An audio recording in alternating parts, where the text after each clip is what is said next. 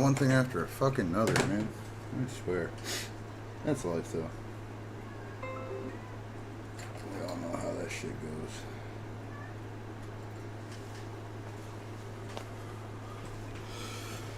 Oh, now that the day's done,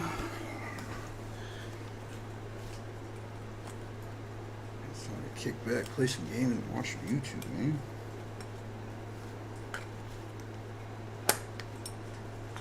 Man, nothing will make you feel fat like having to sit down and unbutton your pants.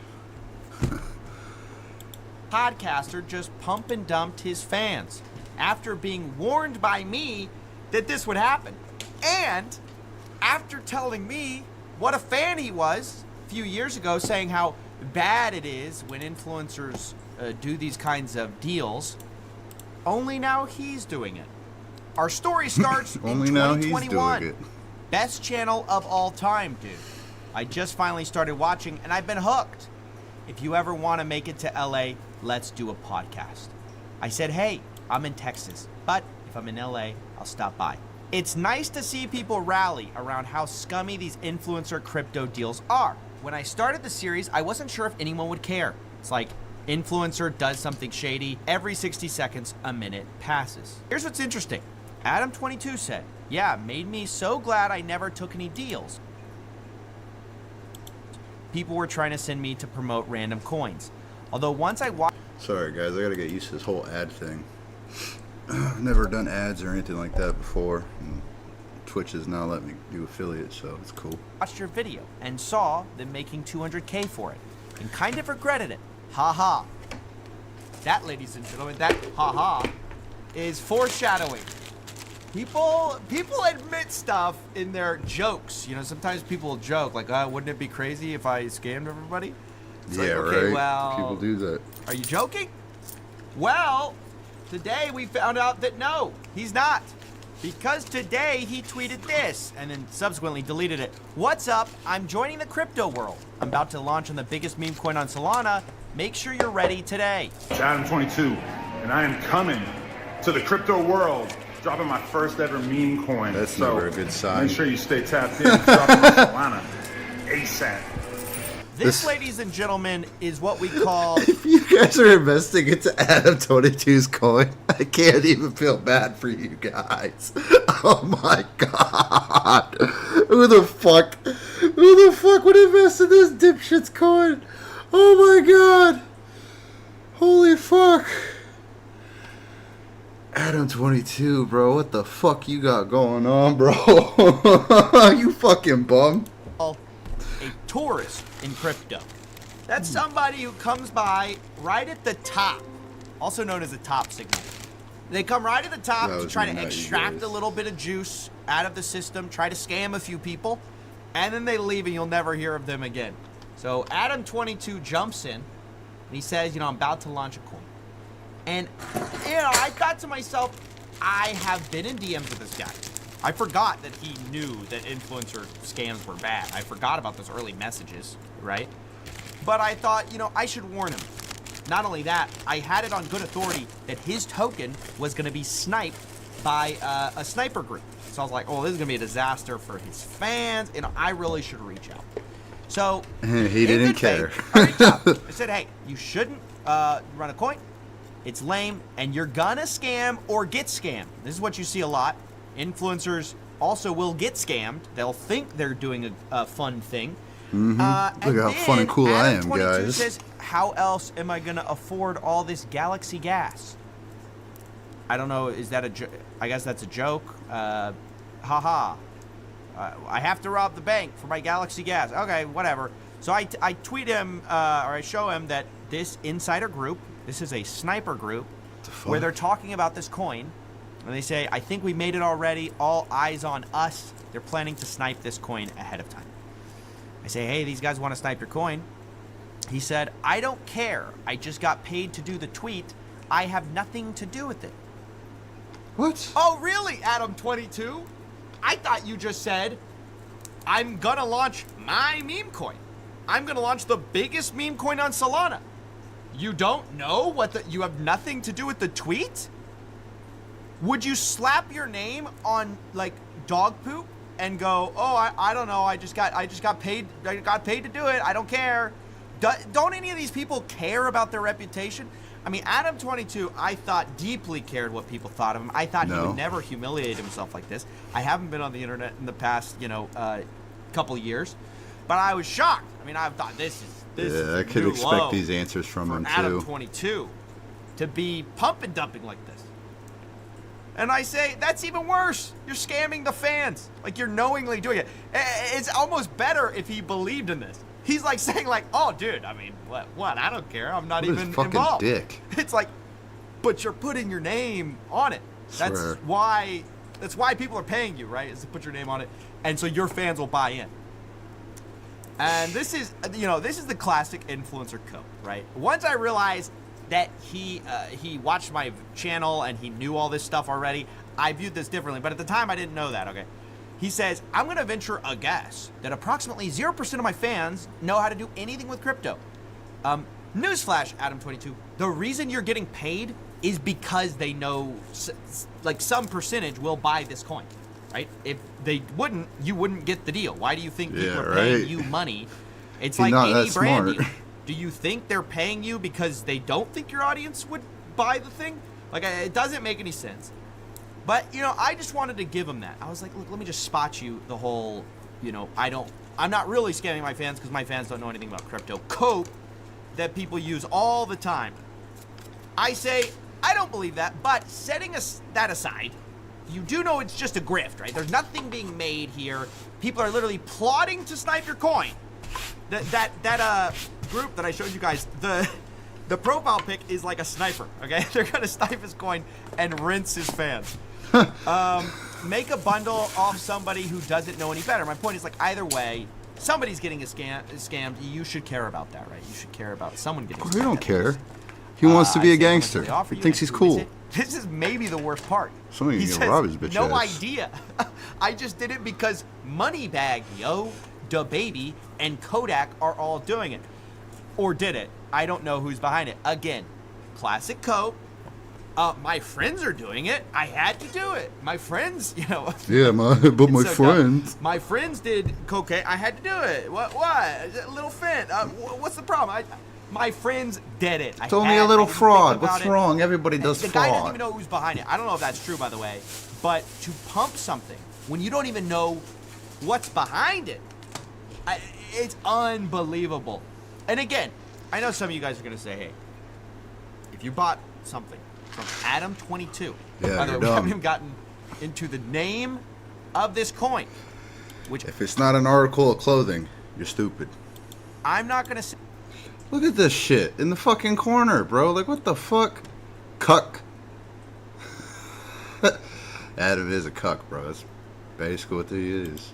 Because this is a family channel, but, the coin also, pump and dumped. There you go. I'm not going to say, I wouldn't use those words, but, some of you might say, if you bought this, you deserve to lose money, right? And, yeah, I'll grant you. I'll grant you that if you bought Adam22's coin, that is a financial error that you're going to listen from. A financial error. We That's such a nice way of putting that, bro. Artists come in and do this. I mean, they think they can get away with anything. You think you're going to be inviting me on your show, saying how much you like me, how bad it is for these scumbag influencers. But that 200K, though, kind of regret not doing it, not getting the bag. You think that I'm not going to call you out on this? That's insane. I say weak, dude. I do brand deals for random stuff all the time. I do brand deals for devices that allow you to inhale flavored air. Doesn't seem any different. Now, again, another common code that Adam would know about if he watched the channel like he says he does. He says he loves the channel. Everyone knows. I think everybody who thinks that those are going to end up on this man's page. Hey, man, I'm a big fan.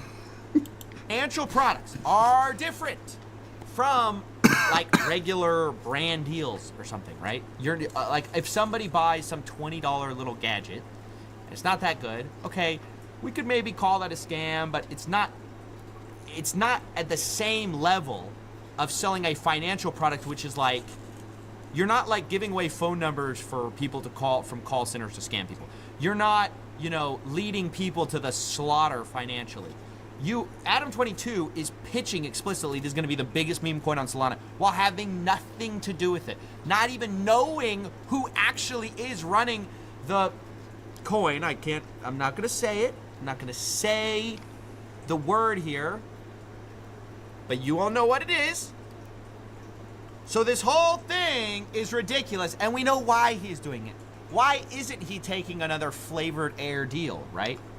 Well, although he didn't tell me how much he got paid, we can take a guess. We can take a guess of why Adam22 is doing this. I watched your video once, and seeing them make 200K, I kind of regretted it, haha. Haha, indeed. Well, Adam22, you have joined the long list of influencer grifters who do not care about their fans, do not care about their audience. I would say shame on you, but you might like it. I hope the money was worth it. To him, probably fucking was, dude. Shove that shit up his ass, bro. Fuck you, Adam. Why, like, Florida super sucks. I live in Florida, guys. I gotta watch this, man. Florida seems a little bit unreal. Florida is what happens when lawful evil and chaotic neutral are combined into one gigantic, should-be illegal firework. It's on both ends of the spectrum. Like, on one hand, people in Florida think Michelangelo's David statue is too graphic for kids to see. And then on the other hand, reportedly in Florida, there's like gas stations that need to put up signs so people don't microwave their own in the microwave that's free at 7-Eleven. Florida is more than just a U.S. state. It is a state of mind, a somehow lower but higher state of mind. And how does a U.S. state gain such a reputation for being an almost perpetual circus of bullshit? Well, let's start. I'm a Floridian. I can vouch for a lot of that. At the beginning with a little fella called Ponce de Leon. Let's go back. Flashback, Chris. Let's do it. Flashback. Flashback. The fuck was that? I love Florida, man. Where are they at? This almost like Orlando.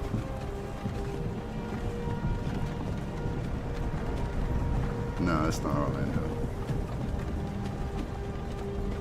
Hey, you. It's a statistically backed stereotype that thousands of retirees move to Florida every year. At least 77,000 old people moved to the Sunshine State in 2022. Yes, I live right next to the STD capital in America. And it's fucking old people, bro. Your old people, your grandparents be fucking like there's no goddamn tomorrow, brothers. You did not need to know that, but some old people be some hoes, dog. It's fucking crazy.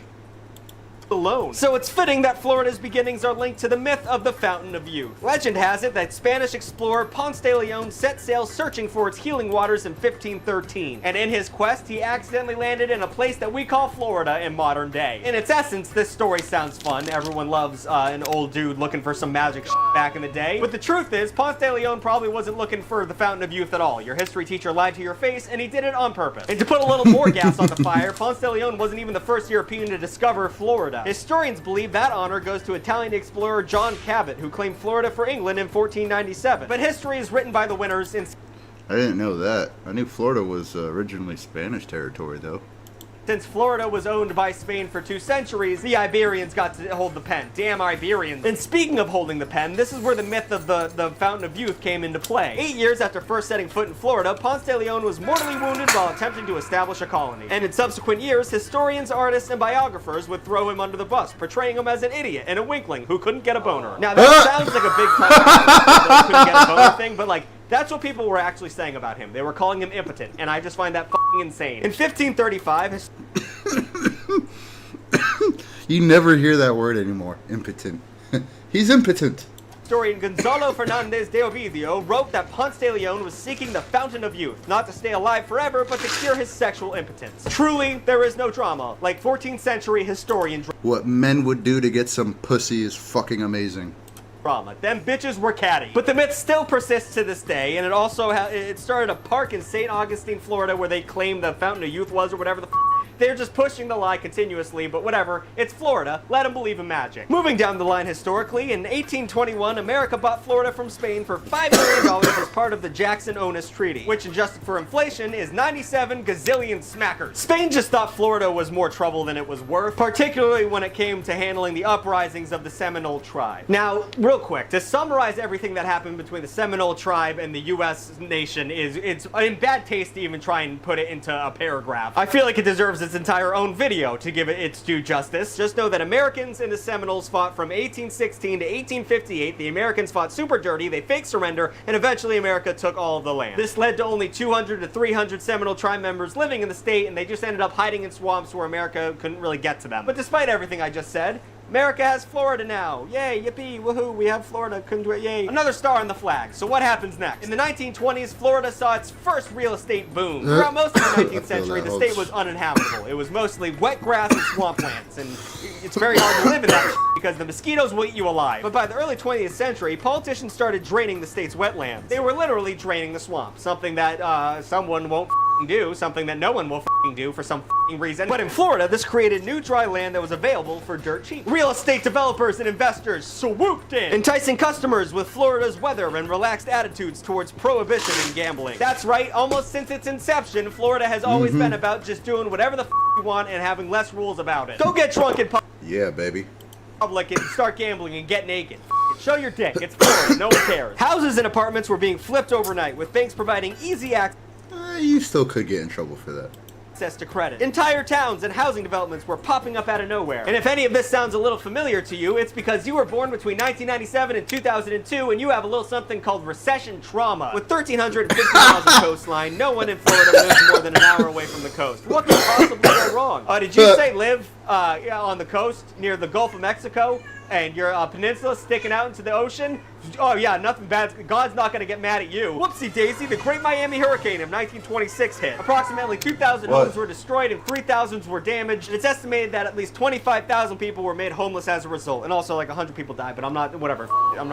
People are gonna die. This was all in stark contrast to the 1921 newspaper ad for Miami Beach investment in tourism that promised practically no danger from summer storms. Crazy thing to boast about, despite the fact that, like, you can't control the weather, pimp. Speculators left the states, banks failed, and Florida got a great head start on the Great Depression. But then, in 1969, we put a bunch of space down there. We put, like, NASA stuff, and they launched rockets. So that was cool, that brought a couple people back. And when things start going good for the state, what do? Well, you build a Ferris wheel and worship a mouse. That's the next great step. In 2023, major theme parks in Florida saw nearly 80 million visitors, and that was a down year. Whatever Florida was once known for, because of Orlando, it is now the theme park capital of the world. Disney alone generates $40 billion in economic impact for the state, along with generating 250,000 jobs. But considering the extreme weather that Florida is known for, this doesn't make a lot of sense to me, or just in general. Is the Tower of Terror genuinely a gigantic lightning rod? Yes. Do all the different rides at Disney go down at separate times throughout the day due to bullshit weather happenings? Yes, always, every time. But you know what? It.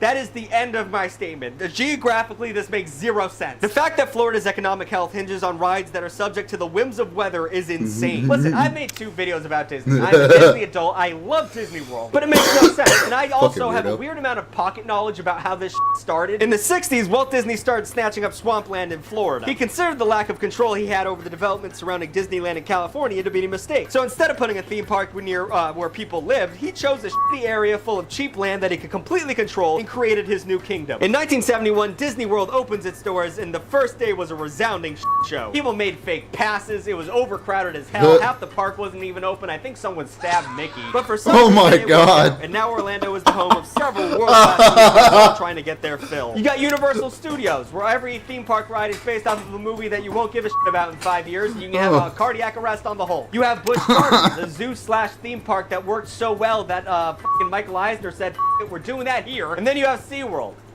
SeaWorld. All my homies hate SeaWorld. Why do you have a fucking orca in your exhibit? You're a piece of shit. The fact that anyone visits that place is beyond me. But you know what? Who needs to go to zoos and SeaWorld when you live in Florida? Because Florida has the craziest animals out of every single U.S. state available. And the ones that aren't going to kill you are so notably fucked up in their own special way, it seems like God was just guessing when he made these things. I mean, for one, Florida has bears. And no one really thinks about that, but there's like a ton of bears in Florida. Doesn't that feel weird? It's like if you saw a snake in Alaska. You'd be like, I guess that makes sense, but like I wasn't expecting you. But bears aren't what you came here for. I didn't write about a lot about the bears because I know what you came here for, and it's the manatees. Oh my god, what the is going on with the manatees? Manatees are everything that dolphins are not. Chubby, slow herbivores that are seemingly dumb. In contrast to dolphins, which are smart and skinny and little twinks. But we're not talking.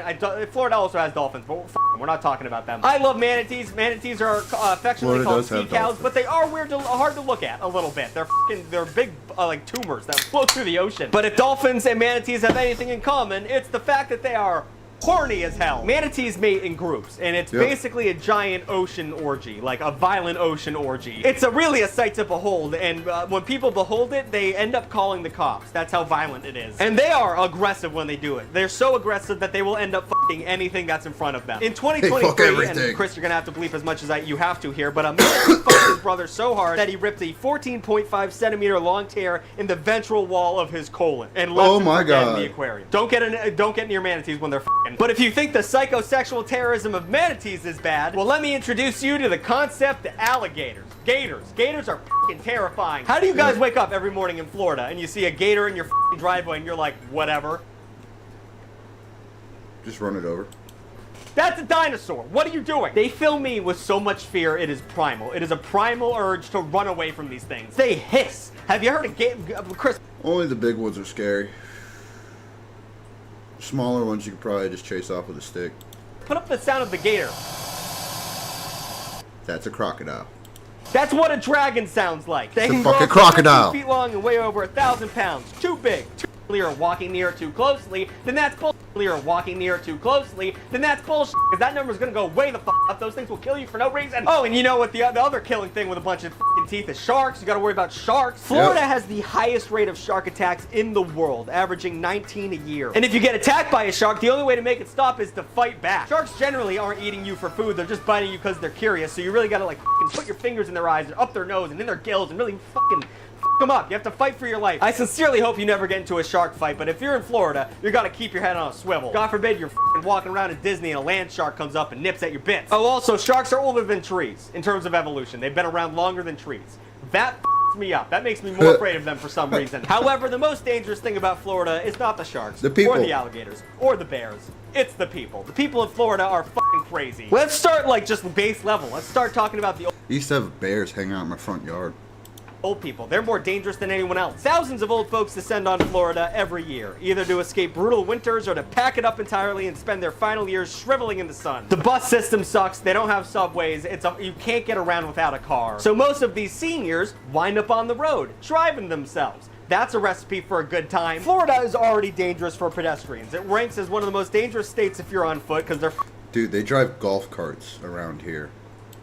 Sidewalks double as a goddamn bus lane. In 2023 alone, there were 740 pedestrian deaths in Florida. But you know what's not going to solve the problem? Giving the keys of a Ford F-150 to an 85-year-old half-blind man. That's not going to help out at all. Look, I don't want to sound ageist. I'm sure you love your babushka and she's everything to you. But time comes for us all. Usually the eyes go first. It's a very important part of driving. Florida tried to slow down all the senior murders that were happening. And when I say senior murders, I mean the murders are happening by seniors. If you're over the age of 80, Florida requires a vision test to renew your driver's license, which sounds like a good solution until you realize the average age of death in America is 77 years old.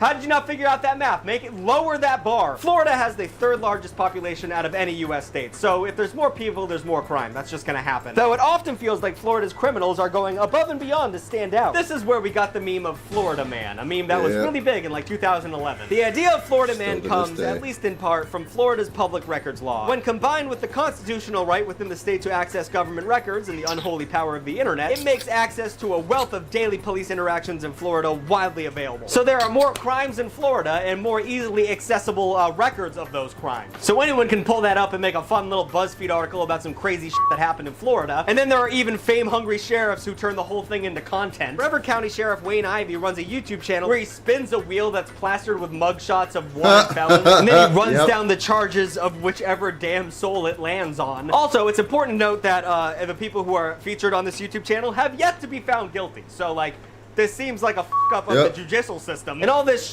with local sheriff offices fishing for likes in the name. Dude, you only got to be arrested in Florida. You don't have to be guilty. They're going to the sheriff department and everything's going to blast you all over the internet and everything. They're going to run news stories about you. Like, they'll ruin your name before you're even proven guilty on anything. Like, and it's hella racist too, some of the shit they say. It's fucking crazy, bro. It sounds fucked up, like I'm lying, but I'm not.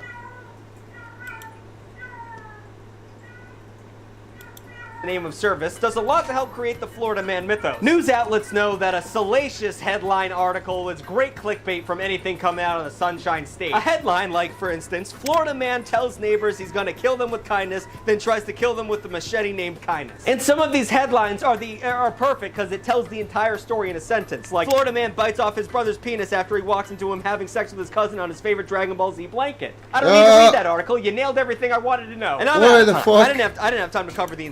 Bro, don't be putting your cousin's penis in your mouth, bro. You got problems. Insanity of Florida politics, which is that's a whole different video. The mafia was heavily involved in Florida at some point, especially in Miami. Or the fact that there's official Jimmy Buffett Day in Florida. Yep. It's August 30th, if you were wondering. I'll jump back into this if you guys want a part 2. But for now, let's just walk away. Let's just walk away I don't know, man. I live in Florida, so this is like my everyday life. Like, I live next to the STD capital in America. Disney World's not even an hour away from me. Fucking. Anytime I go to the beach, like, one time I took my kids to the beach, and this couple hounded me down for 45 minutes trying to get me to join a cult in the middle of fucking Montana or some shit like that. It's crazy here.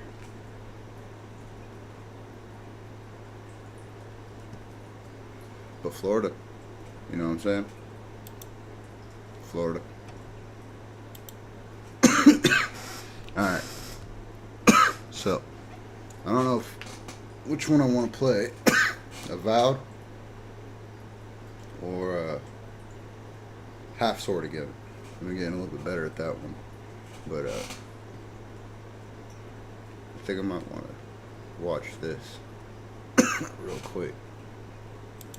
Hey, we're back with another episode of Before You Buy, that show where we give you some straight-up gameplay and our first impressions of the latest games releasing. As usual, it's me, Jake Baldino, and today we're talking about Avowed.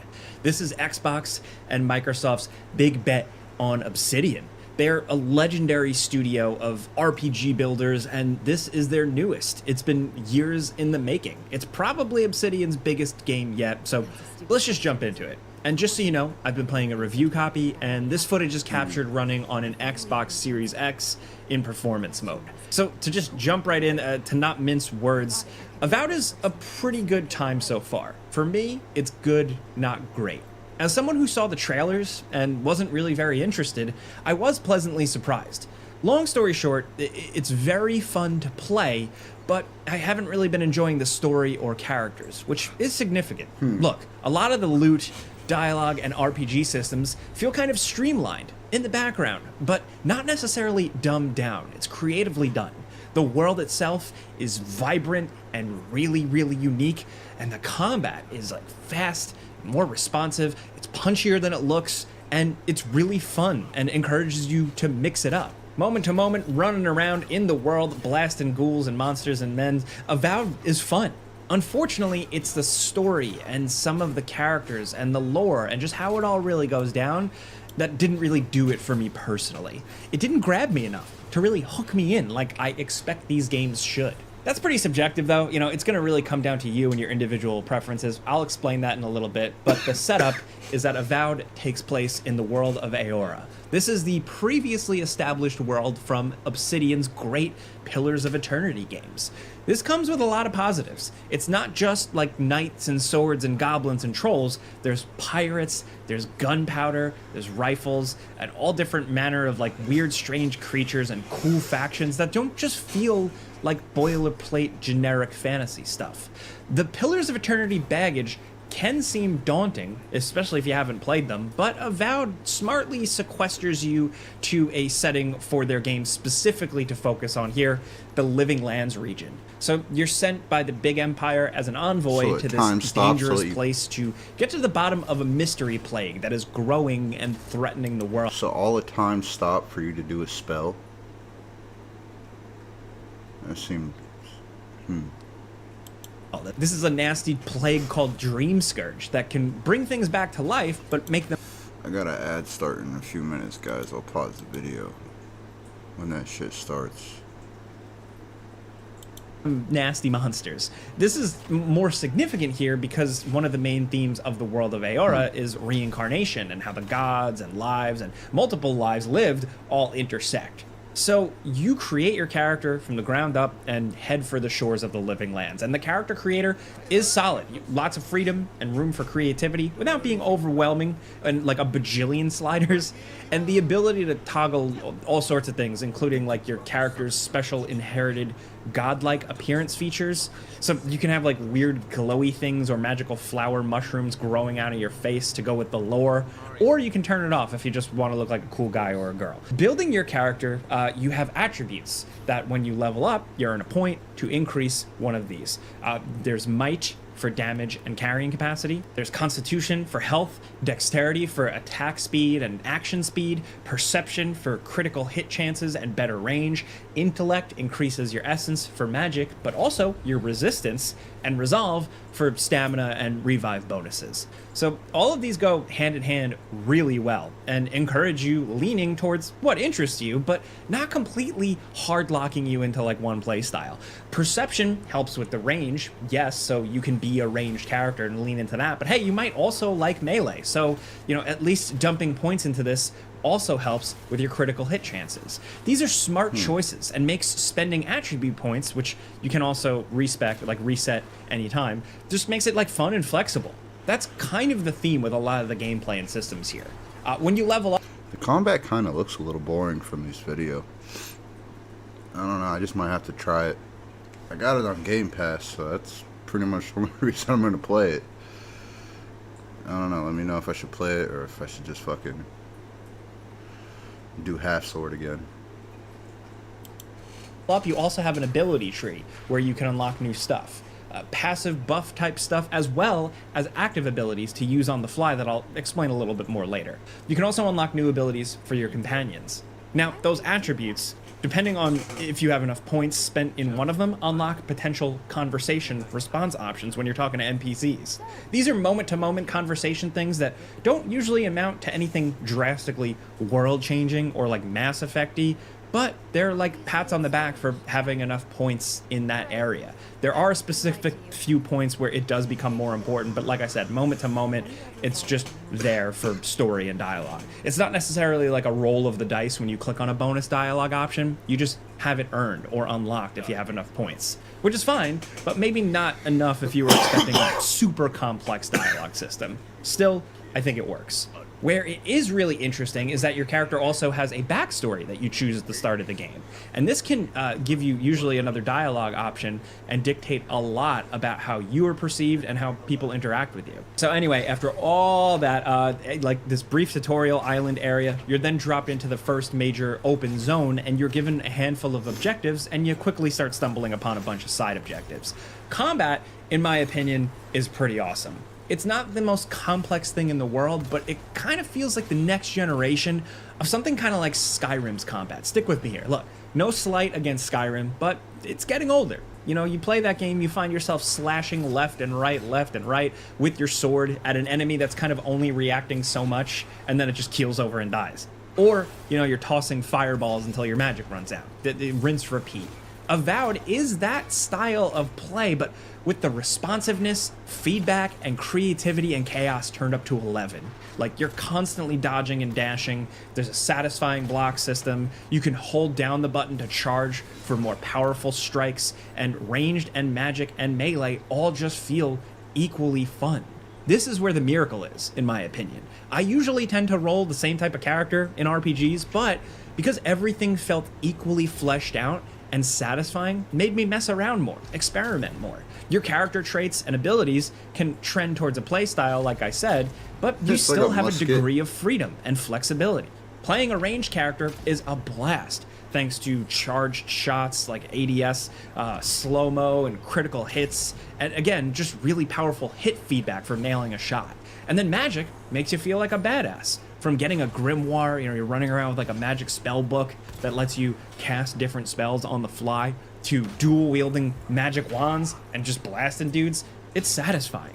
Or like maybe you run around with a dagger and a pistol, Dishonored style, I did that a lot. Or cast magic and shoot dudes in the face. Or maybe you just like to run around with a big hammer or a sword and a shield. The game gives you 2 loadouts that you can swap on the fly. So sometimes maybe you have a sword and shield to mix it up, and then you press Y and you instantly swap to casting magic and shooting bullets. The game wants you to experiment and mess around, and I just really loved the degree of freedom here. Plus, you're also using throwable items and whipping out your companion ability wheel that stops time. So you can have one of your characters do like a big stun attack on a cooldown, maybe they like bind up an enemy, stuff like that. Then you also have your own abilities that you can use on the fly as well in the wheel or mapped to the D-pad, and these are pretty good. I embraced some of the stealthier stuff like trapping enemies to set them up for a long-range snipe, or going invisible to give myself a little extra time to flank. Look, battles are freaking chaotic. They do have a degree of challenge, and a lot of times in the game, you're gonna hit points where enemies are just leveled above you. It can make you feel like you took a wrong turn and you're just encountering a lot of enemies that are just complete sponges, but it's kind of just the name of the game here. It's fine, I don't mind it, but the characters constantly calling out that your equipment isn't good enough is kind of annoying. But like, long story short, there is a good amount of challenge here that I really liked. You have to really pay attention. You have to really be constantly engaged and dodging. Enemies from afar are trying to throw spears at you. Enemies up close are trying to punch you in the face. It's good. Look, even if I have other complaints that I'm going to get to in a bit that, left me kind of feeling a bit meh on things, it feels like Obsidian really hunkered down, figured out, and crushed the combat system here, and made a really cool, fun thing. And I hope to see it trickle down into their next projects, big time. Unfortunately, it takes a while to find really good loot. It feels like sometimes, weapon-wise, it's few and far between for a decent chunk of the game, and that kind of hurts some of the RPG potential. But when you do get a good legendary weapon or a piece of armor, it is substantial. Maybe armor ups your speed or carry capacity, while a cool axe can cast frozen spell effects when you hold the attack button. And the game wants you to hold on to stuff. A lot of the loop is spent around rummaging and looting and clicking on picking up a million little dumb crafting ingredients that, are pretty forgettable, but back at your base camp, you can dump all of these into upgrading existing weapons that you already have. While yes, it's like a simple thing of holding something to unlock a thing and make the numbers go up, it's a good way to incentivize you holding on to a special piece of equipment that you might just really like. The loadout stuff is fairly simple, with like light, medium, or heavy armor types affecting your stamina and giving you resistance and all types of those RPG stats. It's a whole armor set, like one thing, so it's not like you have pants and shoulders separate. There's also a clothing tier for boots and gauntlets and stuff like that specifically. These just give you smaller bonuses sometimes, like speed, carrying capacity, resistance, stuff like that. Look, even if the game isn't overflowing with creative loot, the exploration is still worthwhile. The way these worlds are constructed, they feel incredibly dense and full of some life, with weird little secrets around every corner. A hidden cave, like an underground thing, a treasure chest behind some old vines, or a waterfall, maybe I find an old shack. You're really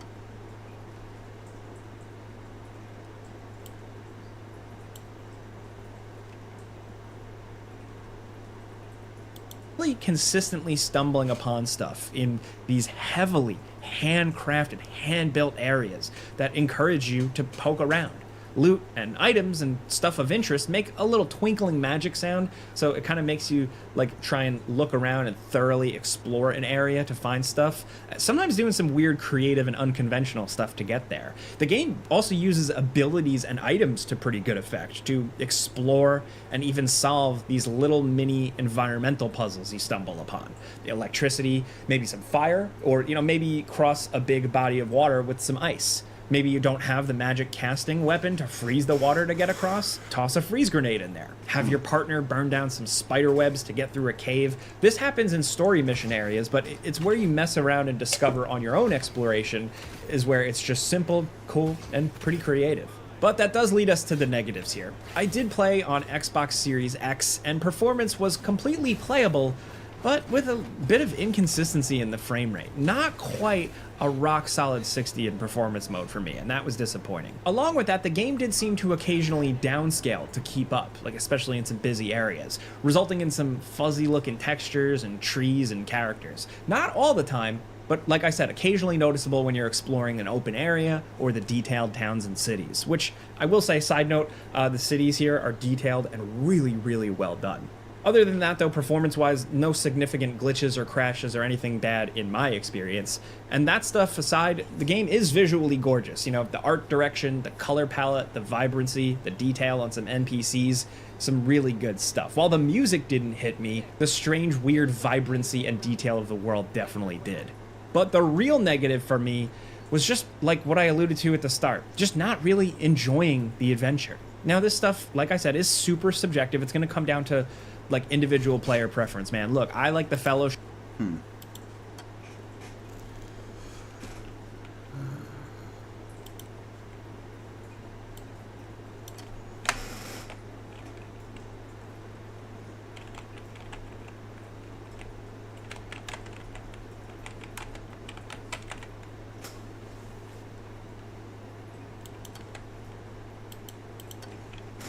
Well, I guess I'll try that a little bit later on.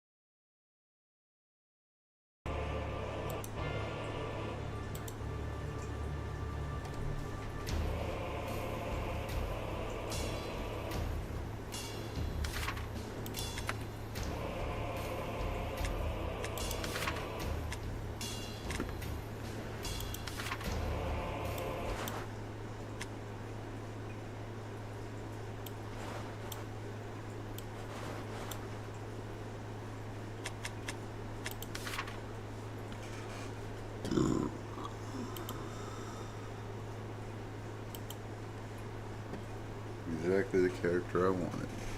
Perfect. Alrighty. Damn, I'm armored the fuck up. Let's try this out. Brave stand. Alrighty. Watch, they're gonna... Ah.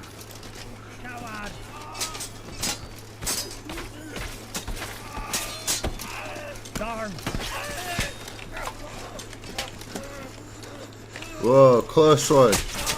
Yeah, you fucking idiot. Yeah. Yeah, your mama. Your mama. Your mama. Boom. They came at me and I took them out, dude. You see that? I made the king proud. That's all I know. Make the king proud, boys. Yeehaw.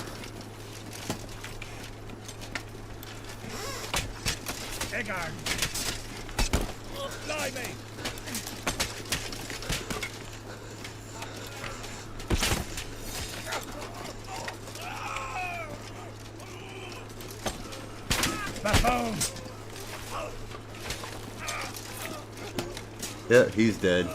Chopped his leg off.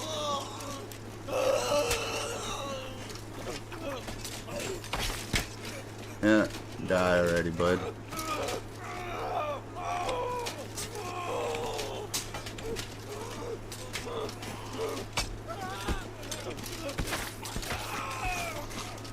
Yeah, see, look at that. Now there's no point in you coming back. Yeah! Haha! Team win. That was a good team win. 2 wins in a row. Let's go, boys. Let's go.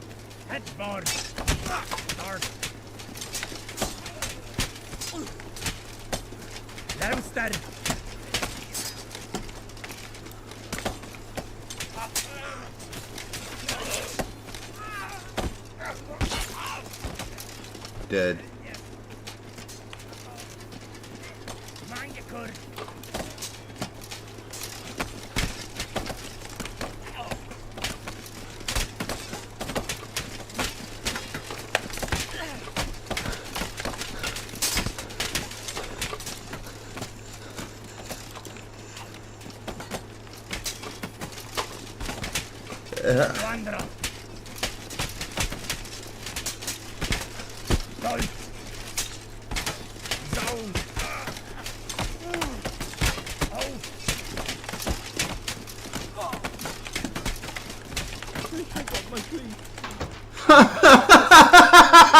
Everybody just kind of ganged up, started beating the hell out of him.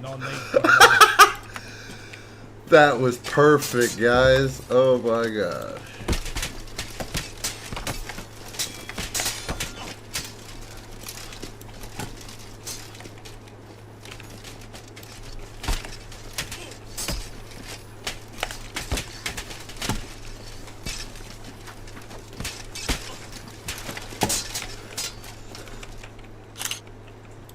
Oh, what the fuck?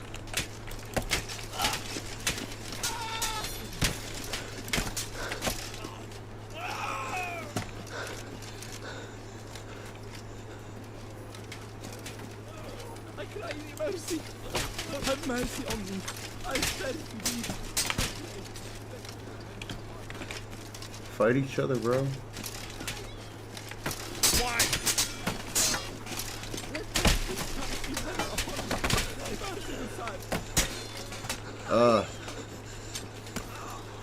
Bullshit, I can't get up. Let's put your hands unharmed.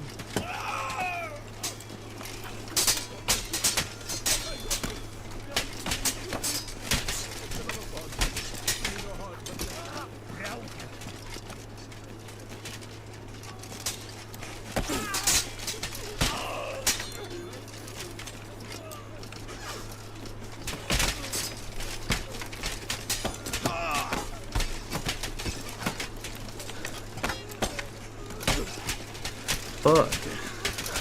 How the fuck am I supposed to take this guy out?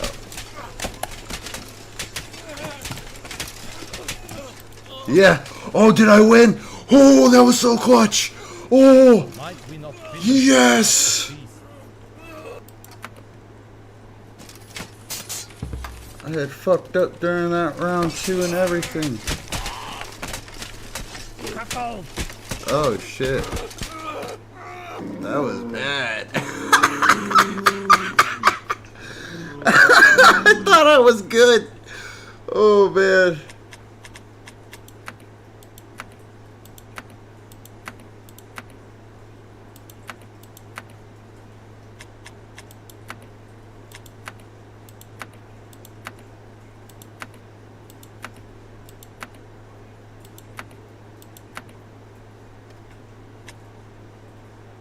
We'll go like this.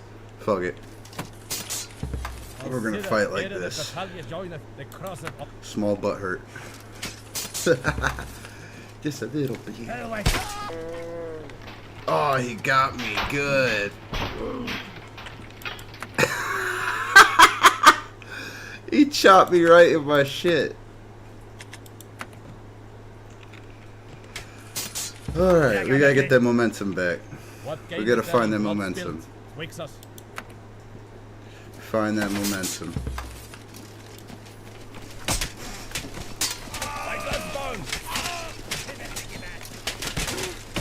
Damn. I lost my momentum. They fucked me up.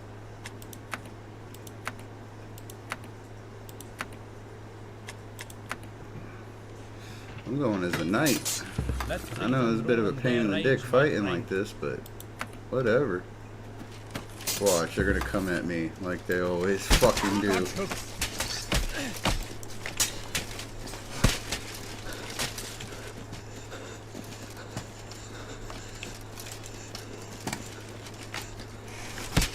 Oh shit.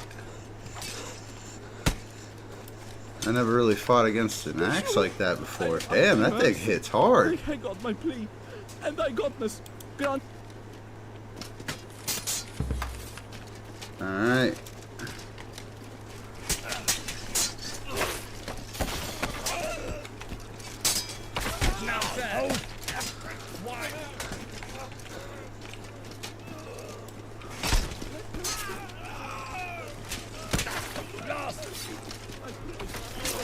Oh yeah.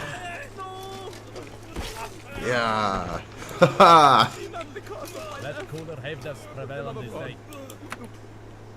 Okay. Yes.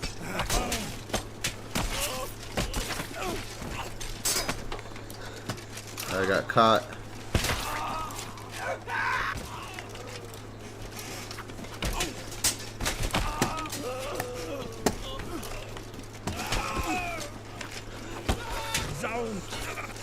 Holy shit, I chopped him in half, bro.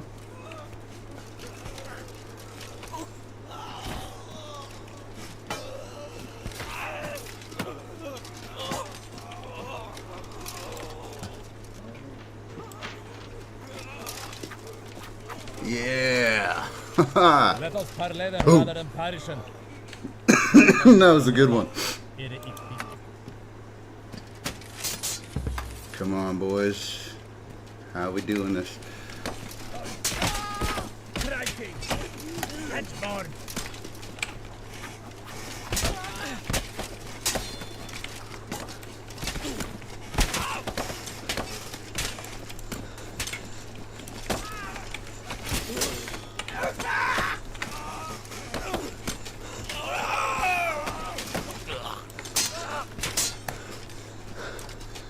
I'm caught on his body.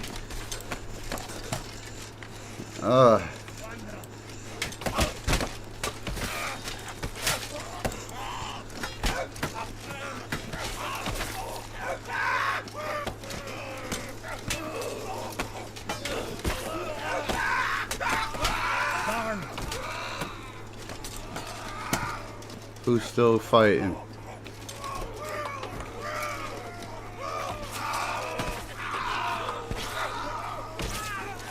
Chop your meat off, bro. You give up? Who's still fighting? This guy. Okay. Alrighty. That was a good one. Ooh. Alrighty. Alrighty. Only wins, only wins, only wins.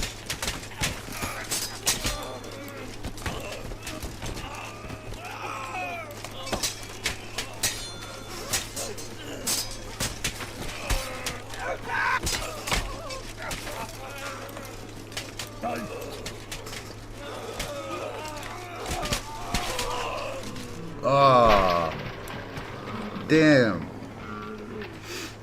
That was the end of that win streak. Golly.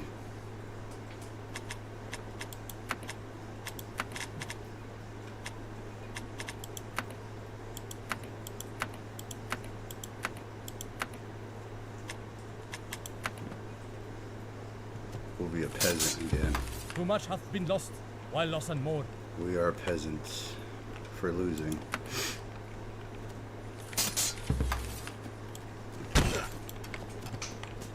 Just chop your shit off, dude. Cause you piss me off.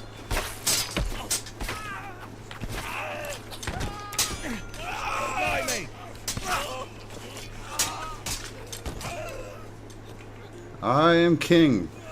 Admit my victory. Admit my victory.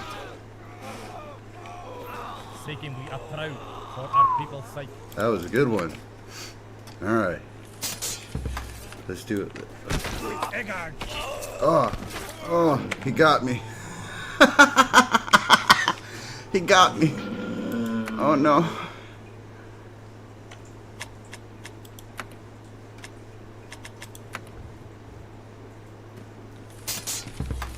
We seek no quarrel with thee, nigh the kin.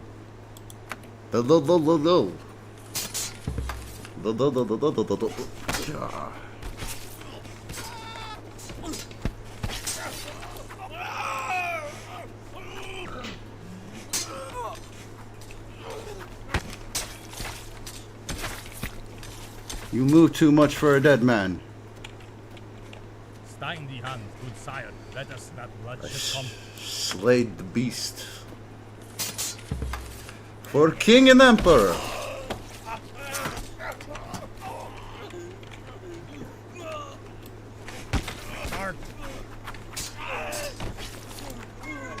Fucking with me, dude. Don't fuck with me. Fuck with each other.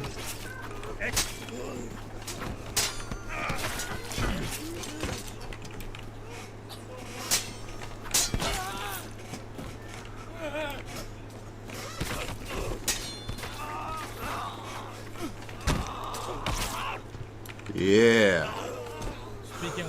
That was a close one, son. Alrighty. Again, nothing but wins. Yeah. Yeah. There was still a chance. Oh. We killed each other. Damn. Lost us some momentum there. Fuck. Alright. Let's go up in class. Give me the sword. Oh, fuck.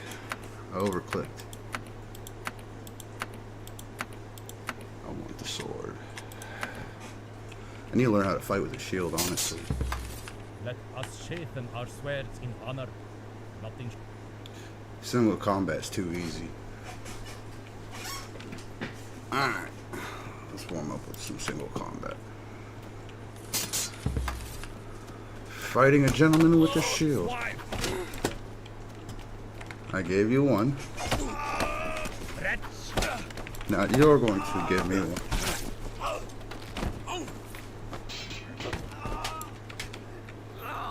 Turn we from this path, ere it be too late. Alright. Prepare thyself for battle. Oh shit! Why the hell are they all armored? Fuck, I got chopped in. They chopped me in fucking halves, bro. That shit ain't cool.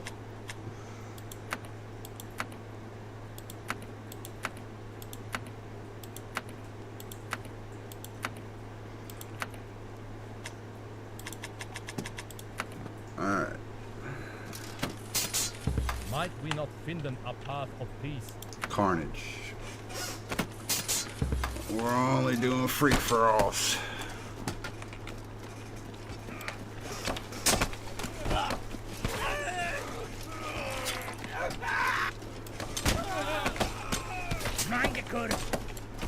Ah!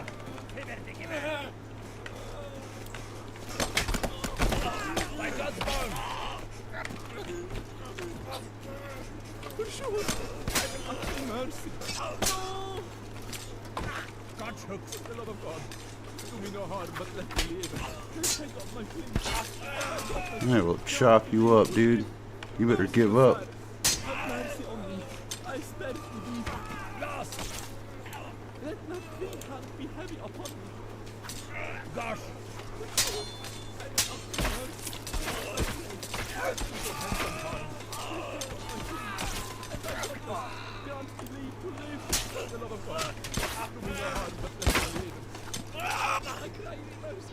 There you go. He finally gave up. God damn. Come on, son.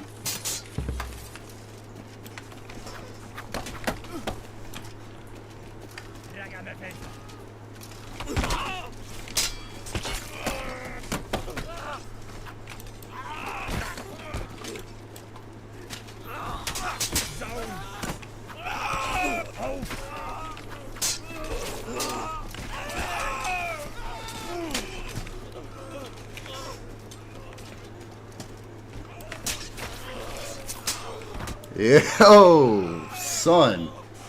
That's what I'm talking about, boy. Krakow! Too much hath been lost. Too much hath been lost. Alright, sometimes I lose these rounds. Alright, let's get better at this.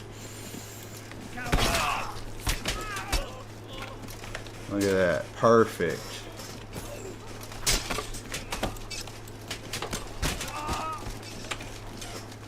Too much hath been lost.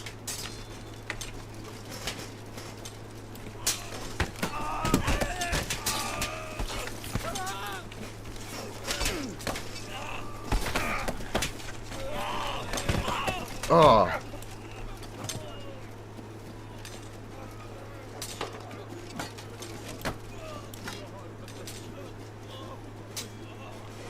Get up.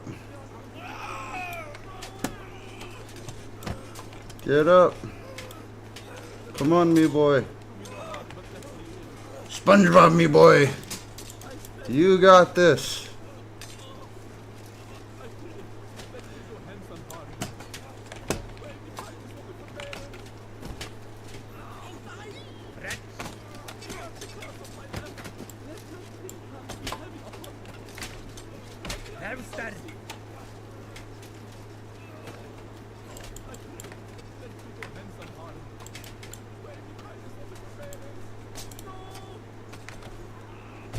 Come on. Don't give up, bitch. Don't give up, man. Get the fuck up. It's only a flesh wound. Come on. I don't want to take the L.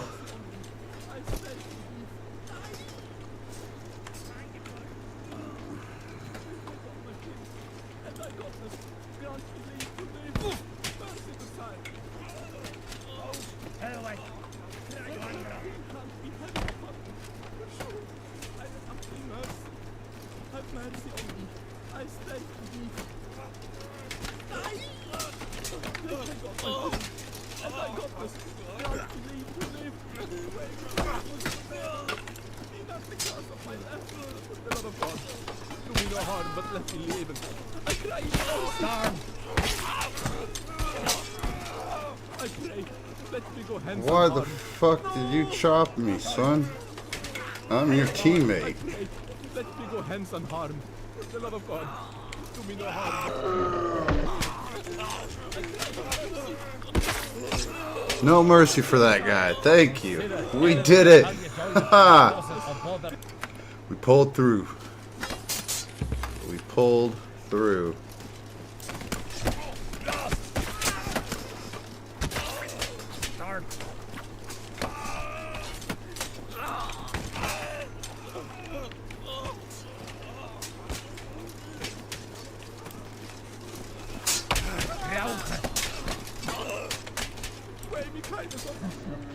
Yeah. Another win.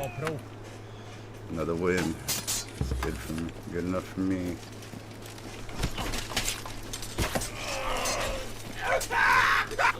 Oh shit, I lost a leg.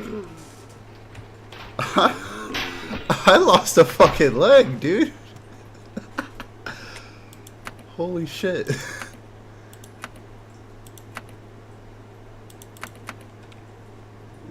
I want neck armor. I know we chopping my goddamn head off. Stein die Hand, good sire. Let us that bloodshed come. What's this bloodshed come?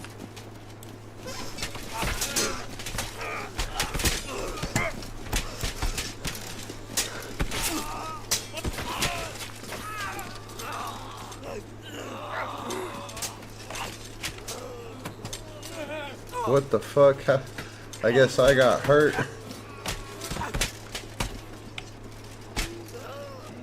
Oh shit. Yeah. I fucking broke a leg. I broke a leg in that battle. On the ground.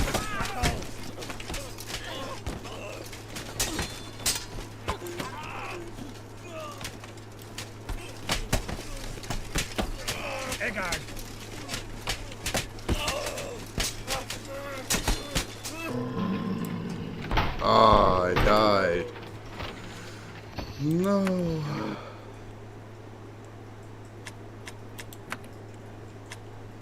Actually, fuck it. Let's throw some hands, dude.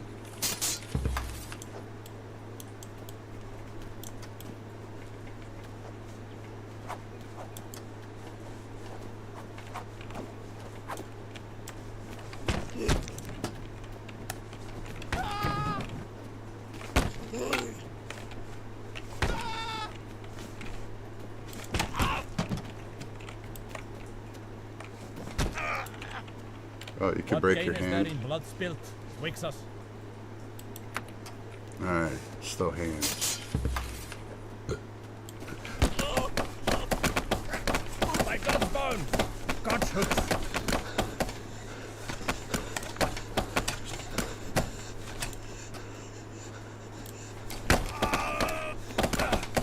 Ooh. That was a good one. I cry thee mercy. Mercy, good sire.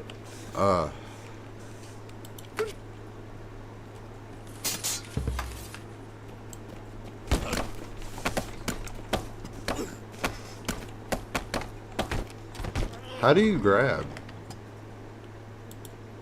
Unconscious. God, I suck at throwing hands. I need a sword. Zounds!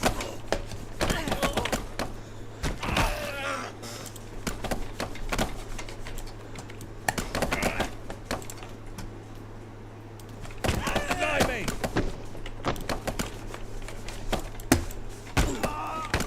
Gosh!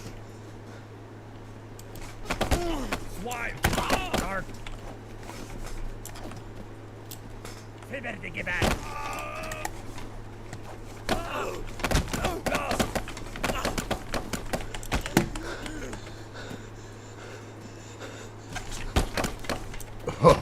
I broke a fucking leg. Do me no harm, but let me live. Jeez, that's savage, bro.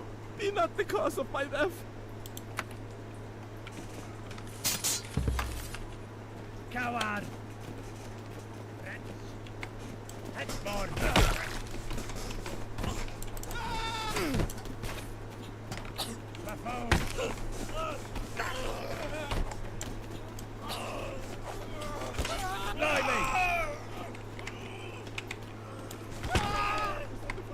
Vilnius! Harlet! Mangekur!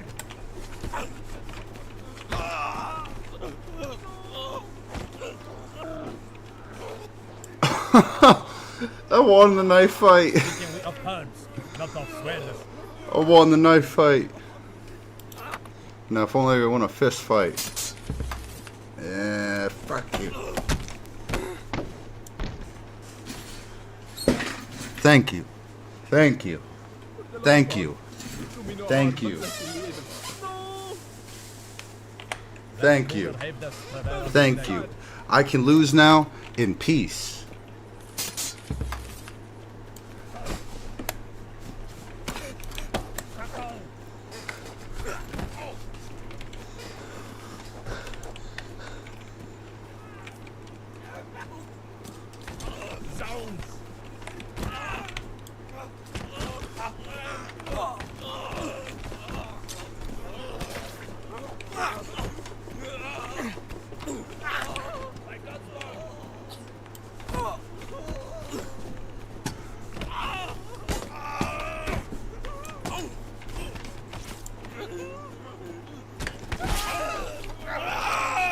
Fucking horse shit.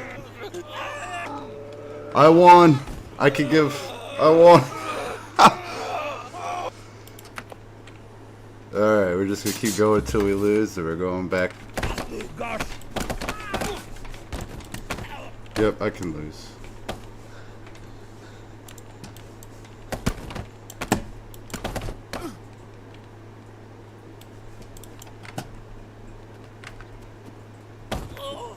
Have mercy on me. I spared belief. Yep, I'm growing up in pray, class. Let me go hence unharmed. Oh man, it didn't kick me.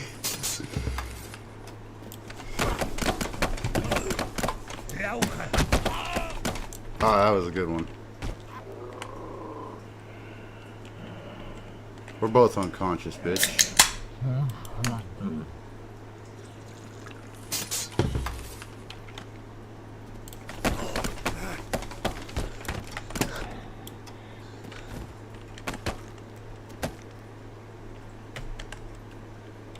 Hold the beast. Surveillance are made, but wow. Okay.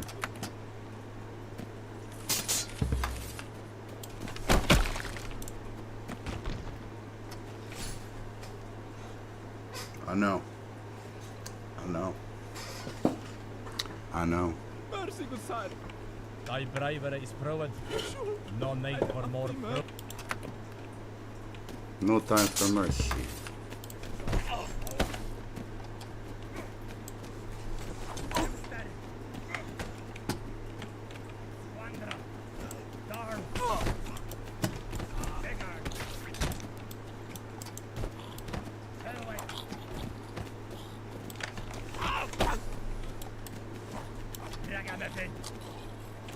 You're a ragamuffin, dude.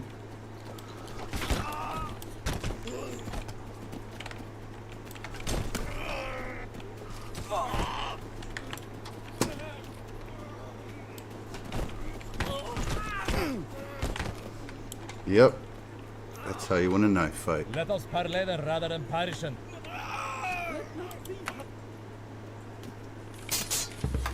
Now, sir.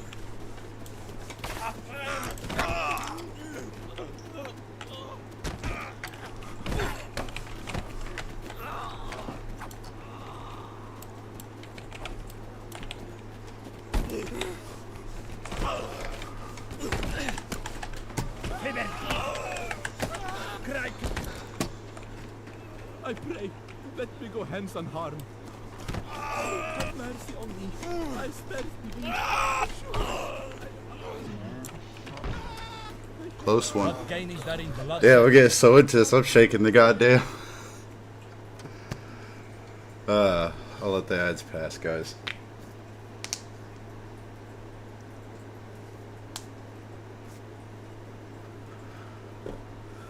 Whew.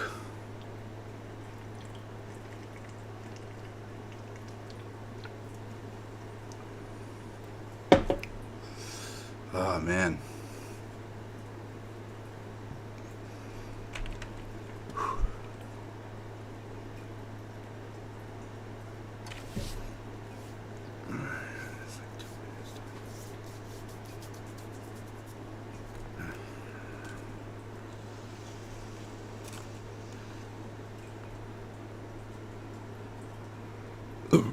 See if anybody's messaged me. I need anything? No. Good. If I'm busy, don't bother me.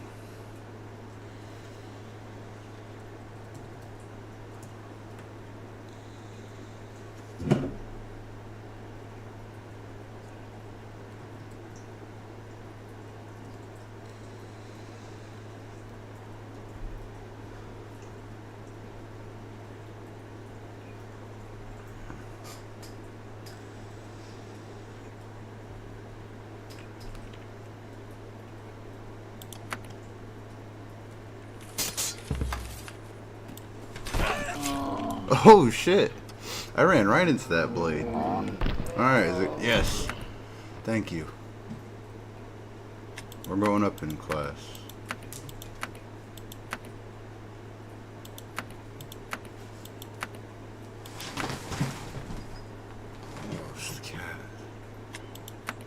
We're gonna have an axe. Actually, we'll go fight with this thing. I don't know what this is, but we'll fight with it.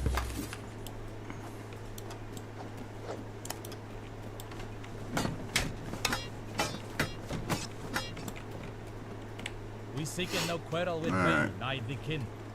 We'll fight until we die, and then I'm gonna roll a blunt.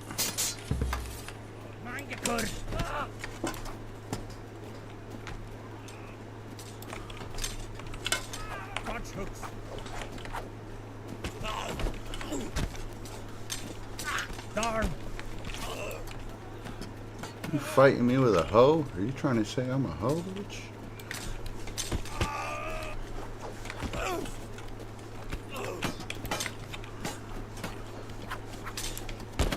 The man got caught up on the post.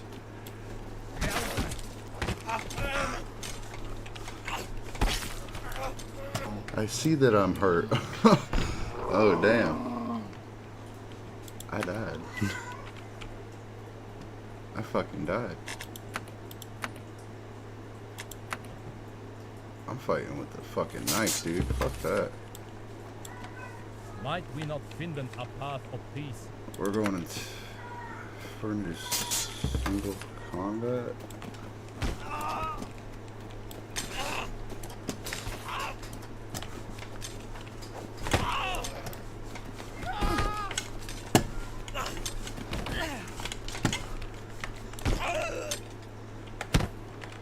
What the fuck? Unconscious. Fuck you. He has a fucking... What the fuck? He just stabbed me in the ass cheek. That's not death.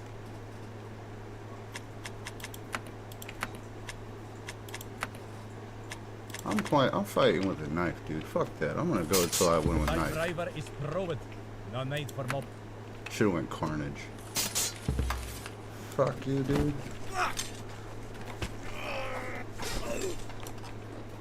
Halt. Start.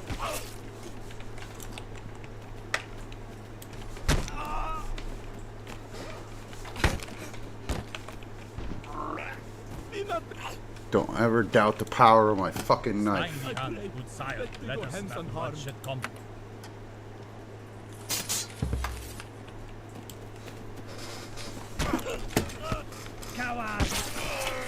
Oh, damn. Them hoes are dangerous.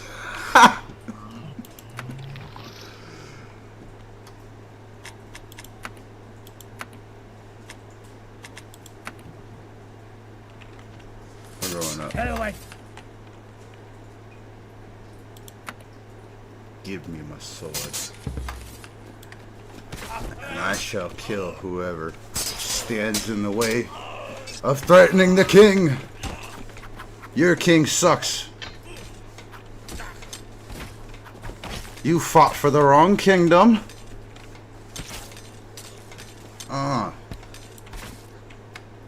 Hold in peace, for violence are not but woe. You fight for the wrong kingdom, my friend. You just don't know it yet.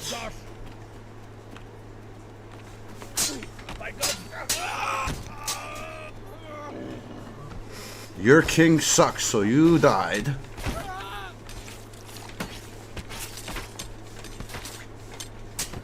I'm sorry. The king said I have to send you in pieces. Turn and we from this path, ere it be too late. What king do you fight for? Not a good one, apparently. Buffoon! Too much hath been lost, while loss and more.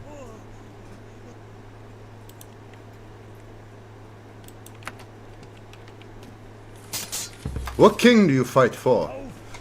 Apparently not a good one. For that, you have lost this battle and your leg.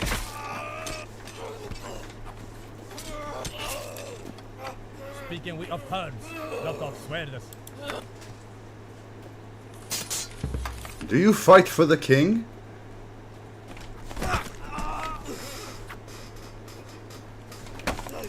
Oh! He fought for the queen. Mercy! For sure. You fight for my king? To death! Oh! Oh! Oh! Oh my god, I lost momentum!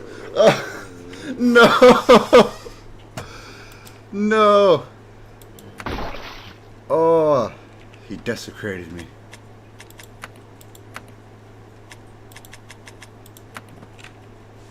Back to battle. What the fuck? Where did my sword go? Alright, single combat, and then we're going carnage and stuff. Fight for the rights king, and... Oh, man. He got me. I'm good. Oh, yeah, he got me. Oh, it's so painful. Oh, man. I'll do so good, and then I fucking lose. Although... Oh, man. There we go. Get that claymore action. Taking we are proud for our people's sake.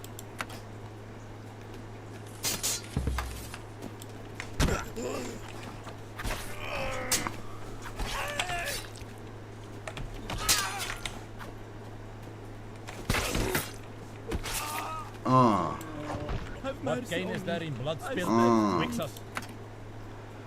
That's one win. That's 2 wins. Let reason rule and where rage might reign.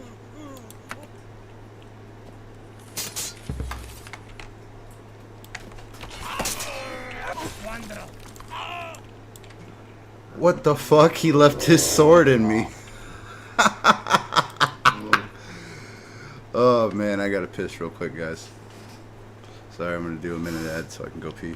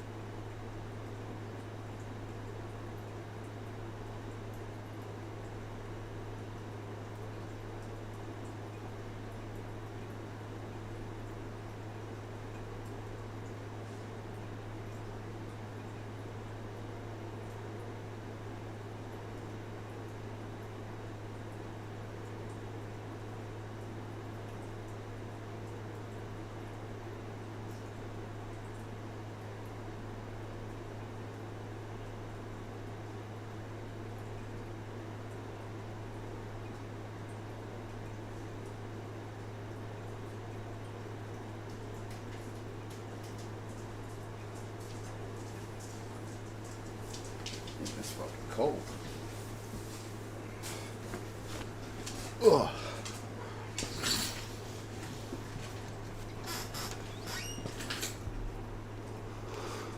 It's fucking cold. Alright, I'm back. Actually, we're going up in rank.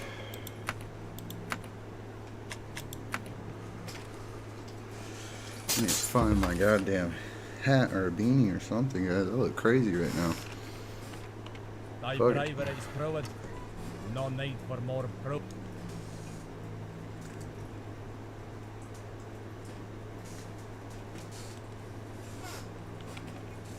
Appreciate you, man. Alright, Carnage.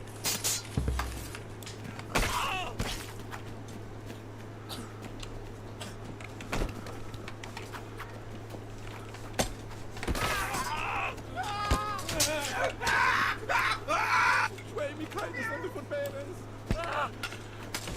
Blast! Swine!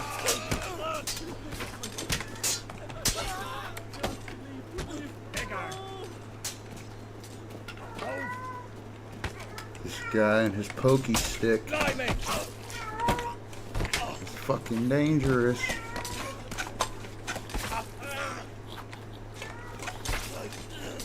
Crikey!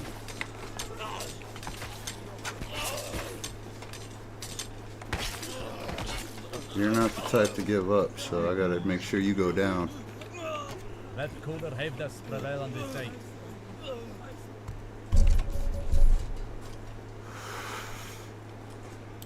Small butt hurt. Oh man, why are they all armored up but me, bro?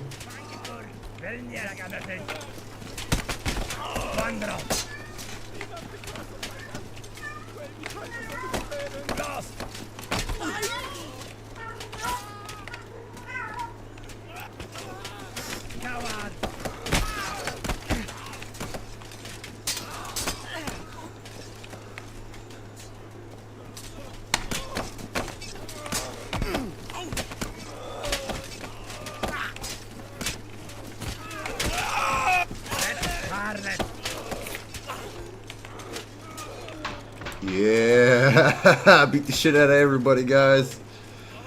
Woo! Consider, ere the battalion joineth the crossing of Brother Osiris. Even though I was the only one in fucking no armor, still pulled through. Still pulled through.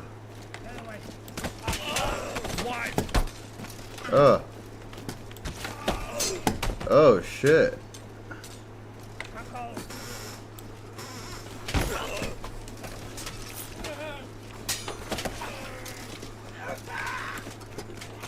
Rauchen.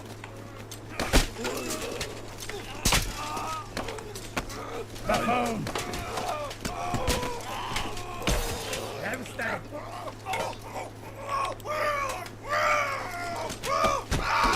Oh shit.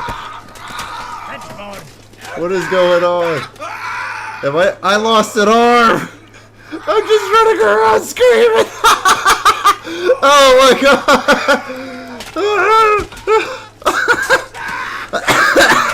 Kick somebody in the balls or something, bro.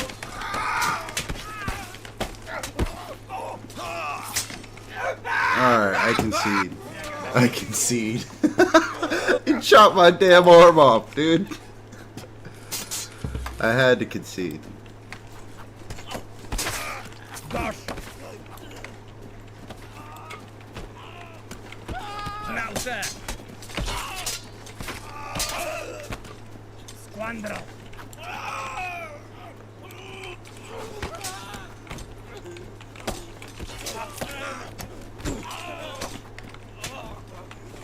Hedgeborn.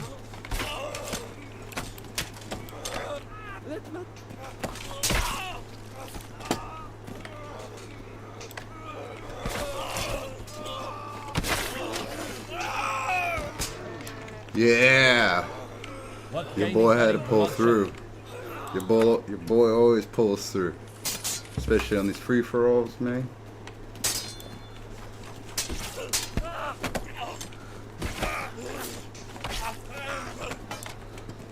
I'll let you guys deal with each other.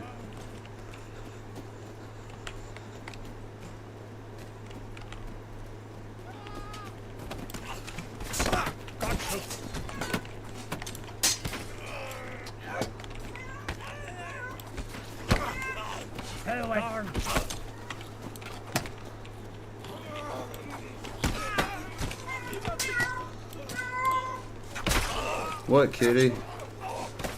Yeah. What?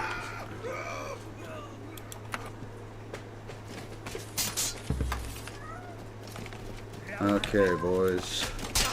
Oh! Blimey! Coward!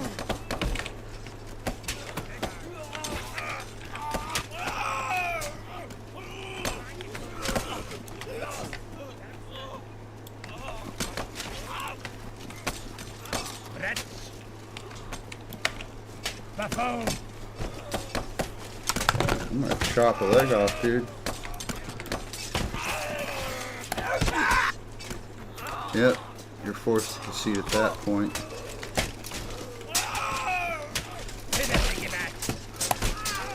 Oh, don't kill me, guys. Fuck.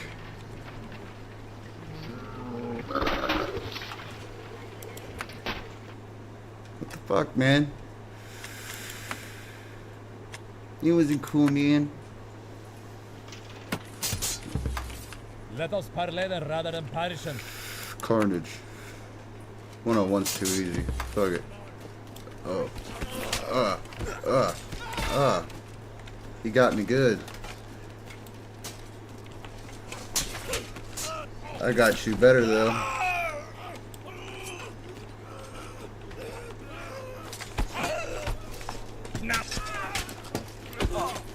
Oh shit. You stuck my balls. You stuck my balls. You better just die. Feel my steel. Just die. Good session, boys. How do you pronounce that? Because I'm going to keep saying small butt hurt, dude. Watcher's probably off taking a shit. Alright. Let's try it. Even though there's going to be everybody else. Damn it. Why is everybody else's team always more armored than mine? Yeah, that guy's down for the count. Make sure he's out. Like, this shit. You see this shit? Ah, you dick.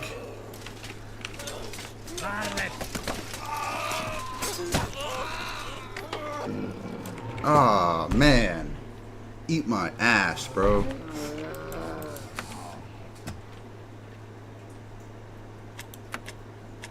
Nah. At least my neck won't get chopped off. We'll go with that one. Hold in peace. Surveillance are not but wow. Fuck it, we'll do single combat. What king do you fight for?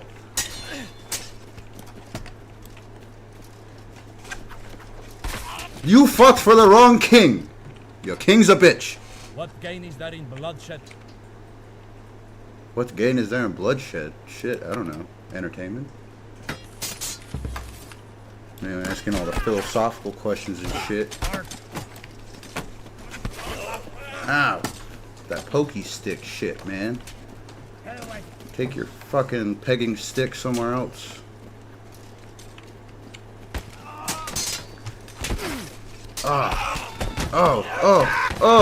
Oh my god! I got trampled! Oh shit, he bitch slapped me when I was down. Okay, I concede. I play. Let me go hand. Yeah, fuck your pokey stick. Get the fuck out of here. Make sure you get that shit away from homeboy. What king do you fight for? Apparently not the right ones. Oh, yeah, I got that leg. Ah, you fought for the queen. That's what happens when you fight for pussy and honor. Okay, why haven't I won? Who hasn't given up yet?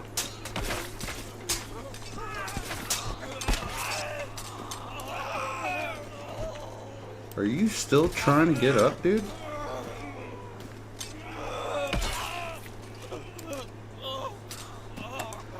I am man, commander of machine and fire, but I am afraid of women.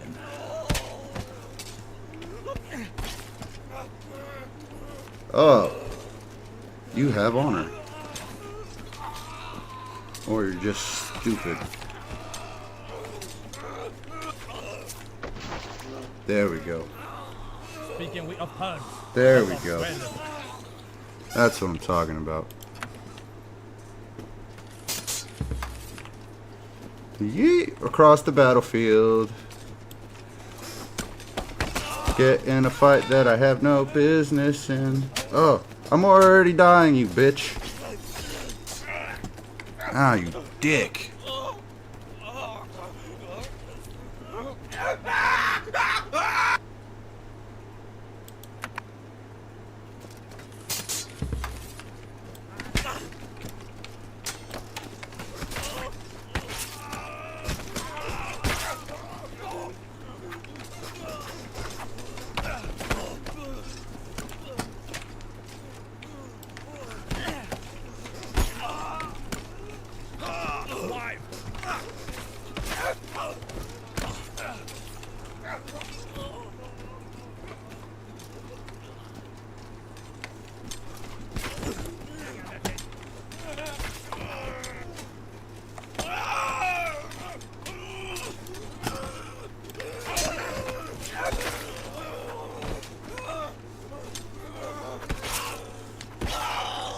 Spank him, dude.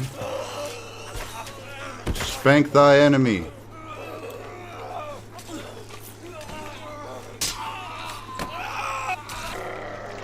There we go. Man, I get so into this, it makes me like put my face in the goddamn thing, bro. I'm like, goddamn. Oh, they're fighting each other.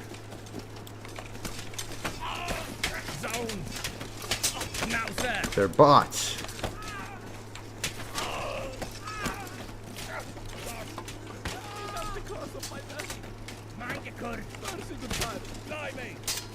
How do I know who's who?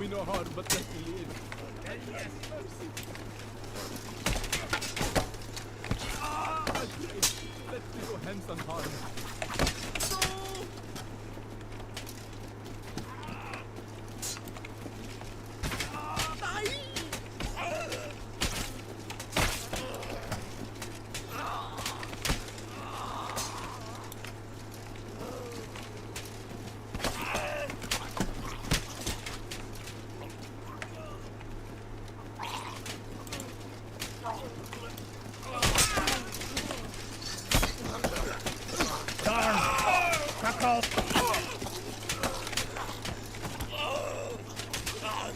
What the fuck, guys? Let me up, you bitch.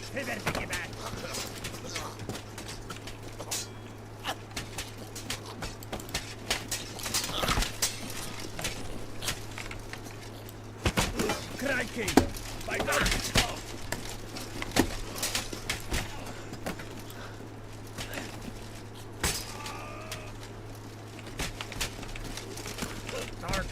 I cry thee mercy. For sure, I am asking mercy. Let not thy hand be heavy upon me. Have mercy on me. I stand thee. Mercy, good sire. Way me kindness on the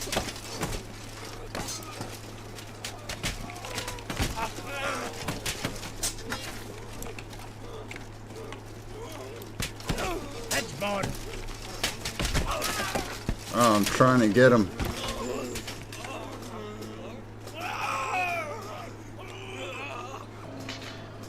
Yeah! We won. Pulled through all that shit, bro. Fuck you armored ass pussies. Oh, why are they fighting each other again? These bots? Are they just dumb? Oh, shit. Get off me, dude. This is assault. That's sexual assault, bro. You just start fucking, just grab behind and start fucking humping me. What the fuck? Alright, it's time to go up. Fuck it, we'll go this route. So I'm tired of being the least armored dudes when it comes to that 3v3. Let us parley rather than parison. Come on, 1v1's too easy. Let's do this.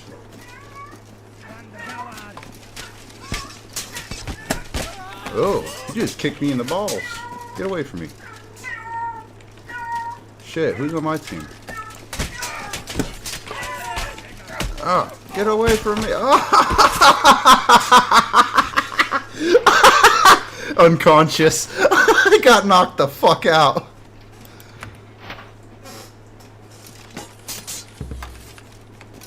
Okay.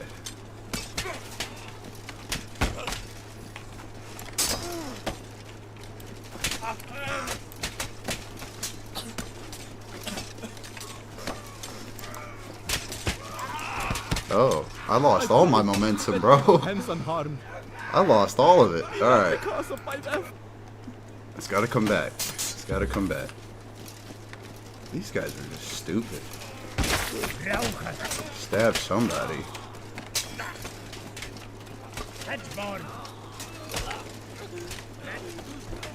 Who's on my team? Is this armored dude not? The only way you guys are gonna beat him is if we get this fucking sword over his goddamn head. Why am I looking up like an idiot?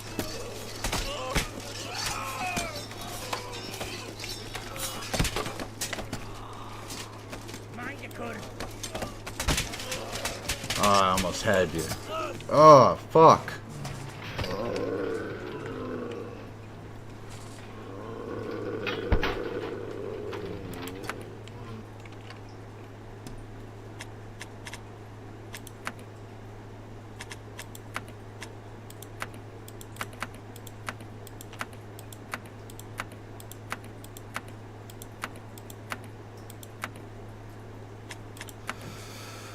Alright, we'll go back down.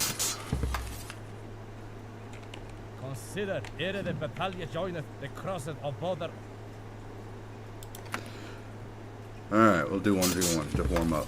What can you fight for? Now, sir. Oh, there you go. Oh, there you go.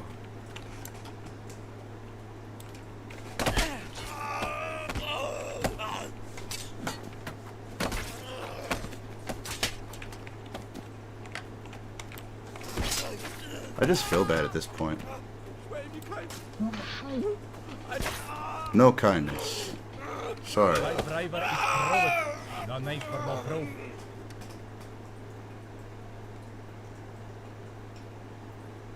We'll do single combat again.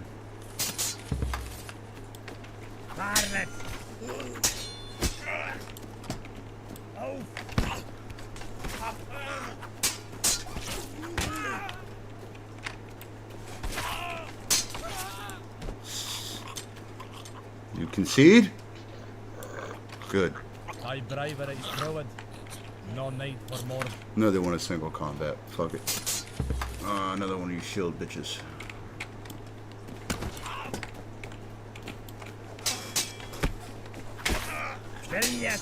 You got an axe, son. It's not really gonna work out for you. See, single combat's just too easy, bro.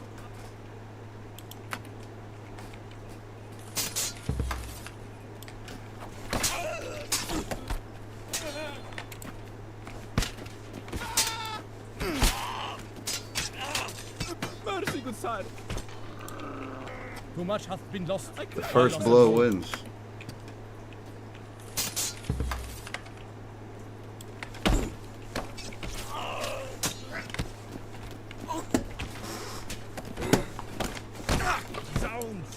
Oh shit. Yeah, those guys usually fuck me up. The little spiky guys. Yeah, that's a pretty deadly combo right there. Not gonna lie.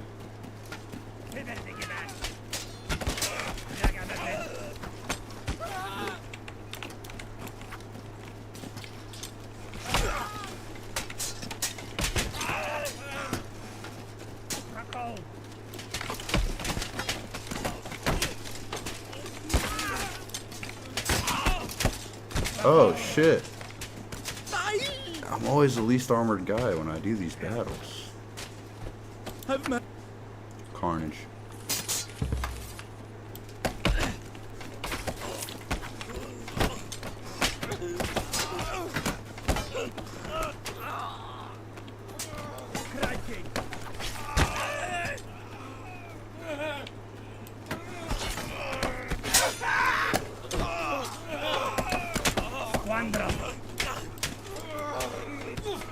I beat my chest like King Kong and die with honor.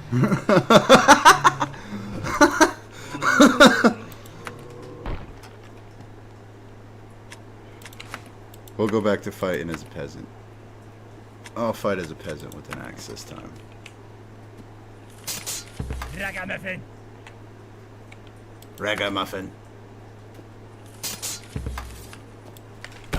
Gotch hooks.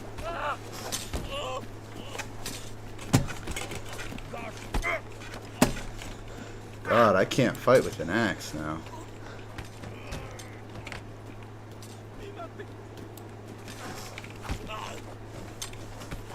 Let not three hands be heavy upon me. Do me no harm, but Oh, I won. Eat my ass, bro. mercy, good sire. Let not three hands be heavy upon me.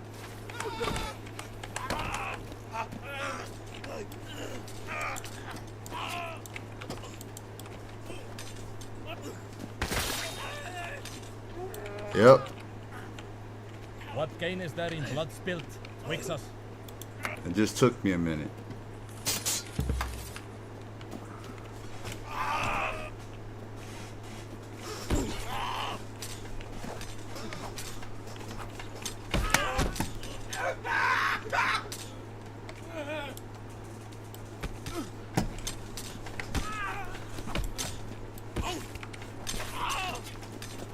To the death, not till I'm hurt. Yeah, stick that in your ass, bro. Let reason rule and where rage might reign.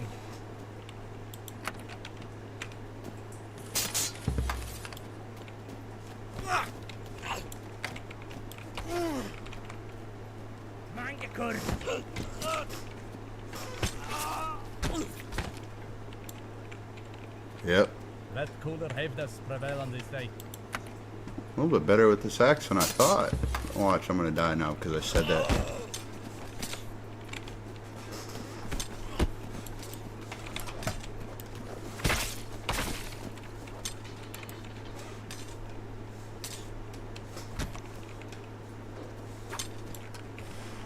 Might we not find a path of peace?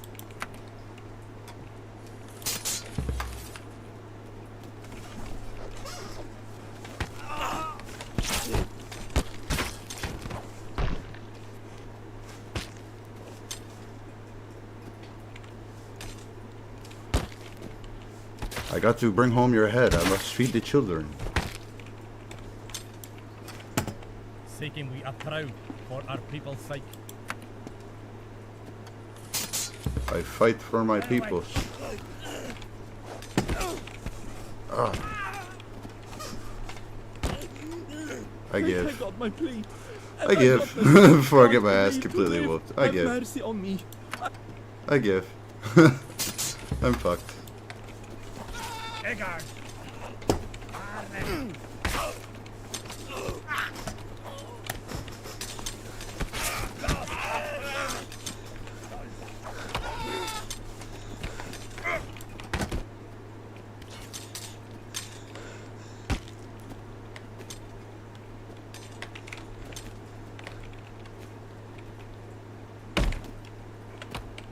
Yeah, I give up. He's just beating the hell out of me now.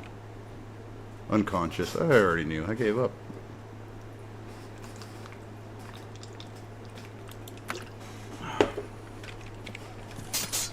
Alrighty.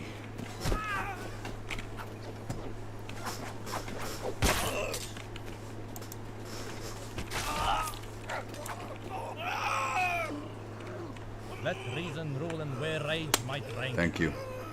Thank you very much.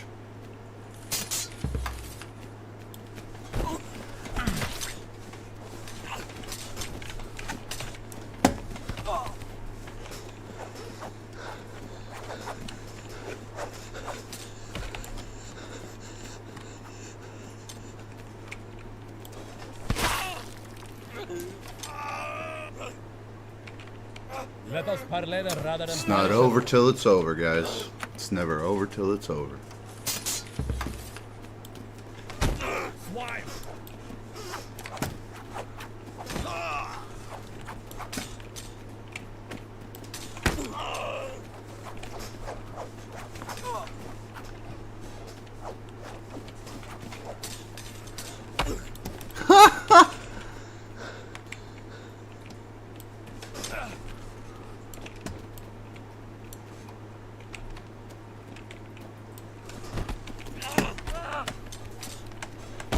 Darn! Blimey!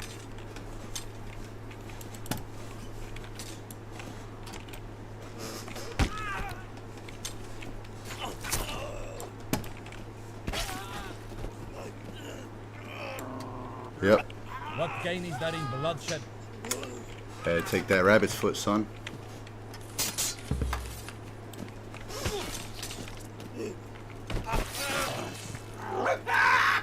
Thy braver is proved.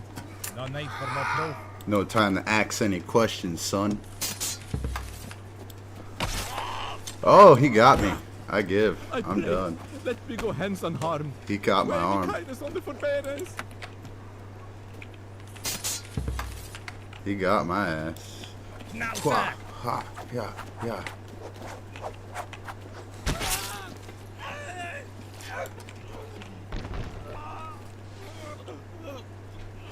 He got my ass. Let us sharpen our swords in honor. Nothing sh-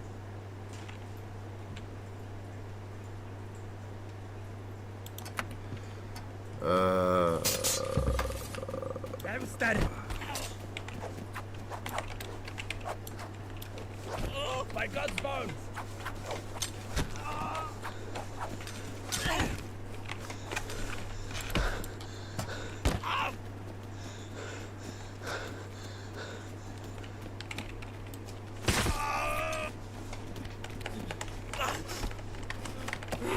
Chooks. Zounds. For sure. That was pretty good. I gotta learn how to grab, dude. I cry thee mercy. Man, let me die. I want to change classes already. Vignette.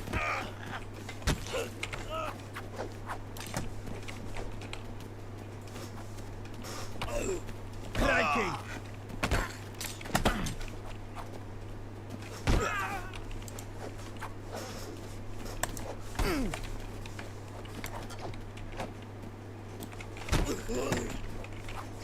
Oh.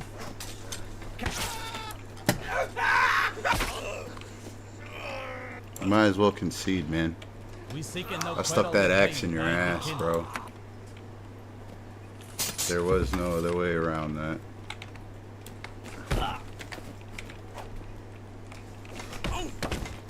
Zone.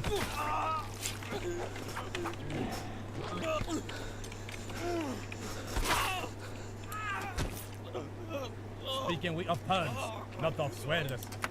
Man, I'm a little bit better with this axe than I need to be.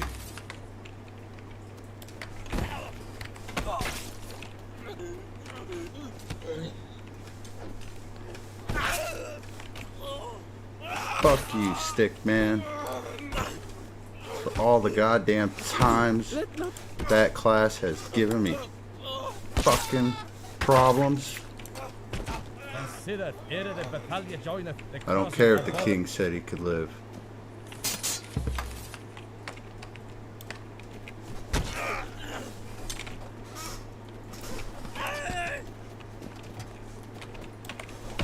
Ah! Oh, thank you. To the menu. Yes. Oh my god, I thought I was gonna be stuck like that forever.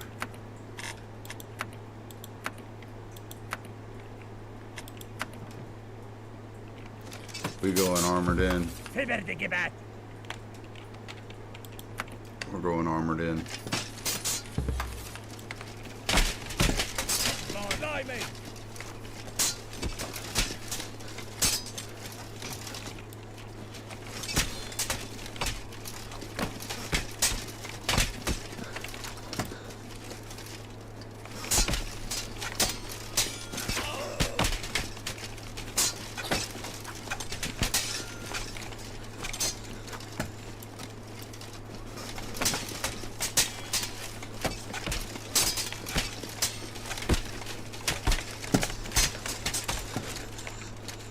Have mercy on me. I spare thee. I pray, let me go hence unharmed. For the love of God. Rauchen. Swine. Oh. Mercy, good child. Harlot.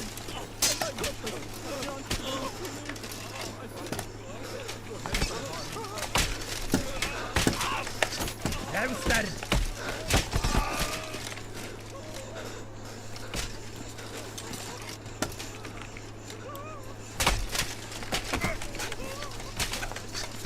My God's bone. Ah.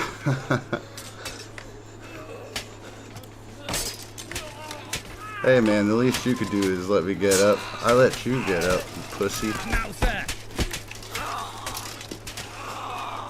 Oh, that was a good one. Yes, yes, I lost it. It was with a good time, though. It was worth a good time.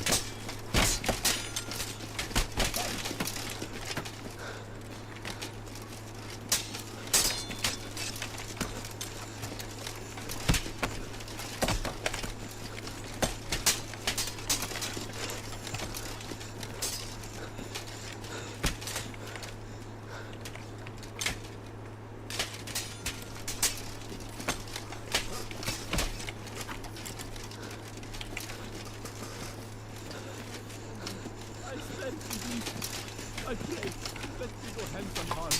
Let not sin be heavy upon me. For the love of God, do me no harm, but let me live. Be not the cause of my death. Oh. I pray on my king, and thy God grant me to live. Mercy, good time. For sure, I am after mercy. I cry in mercy. I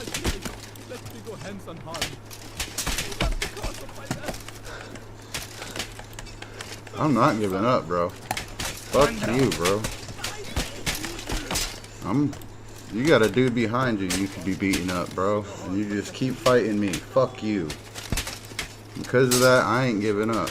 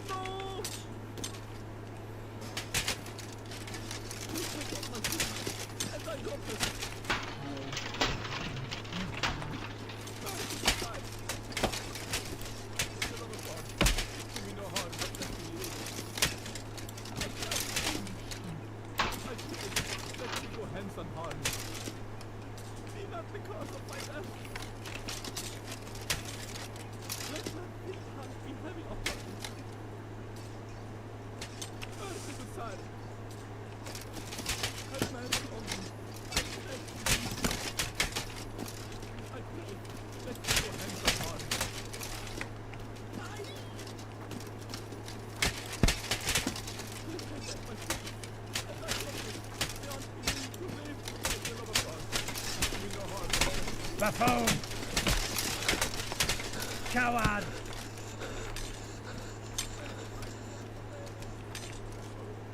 Fuck this dude. Get away!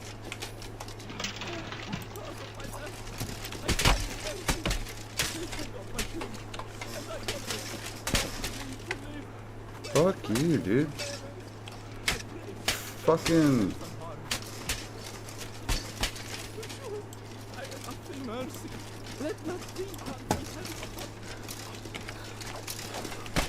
Then yes!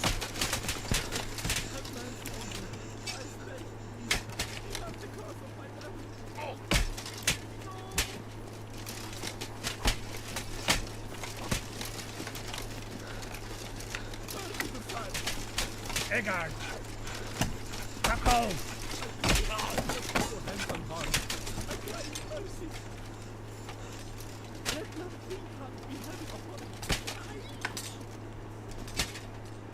Hey, better take it back!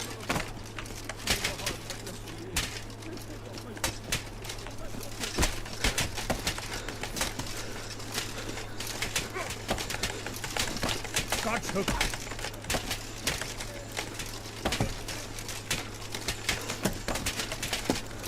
Darn!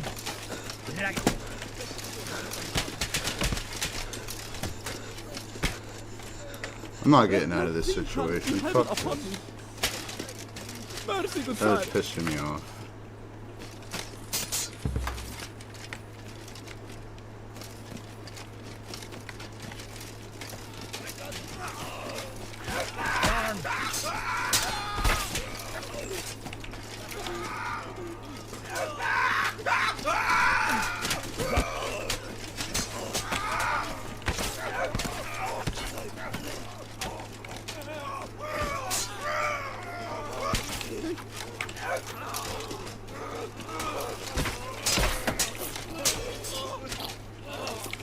There we go. You were all destined to die to begin with.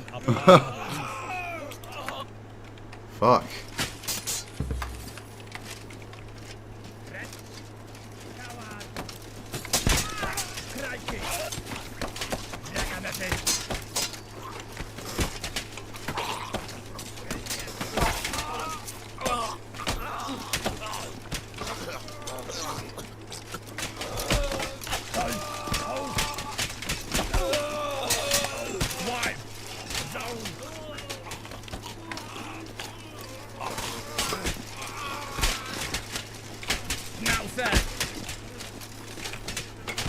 God's hook.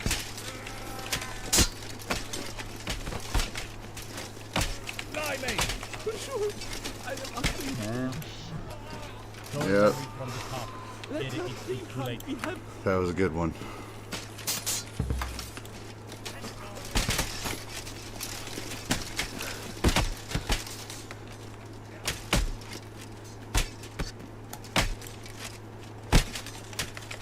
the love of I God, can't get up. do me no harm.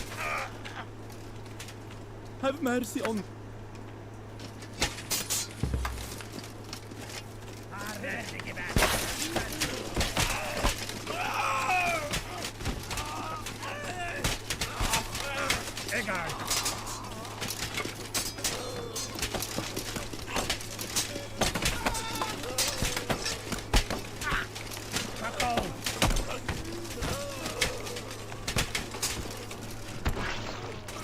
Stein die Hand, good sire. Let us not bloodshed.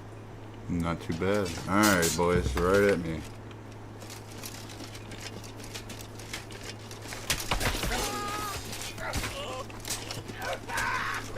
Darn!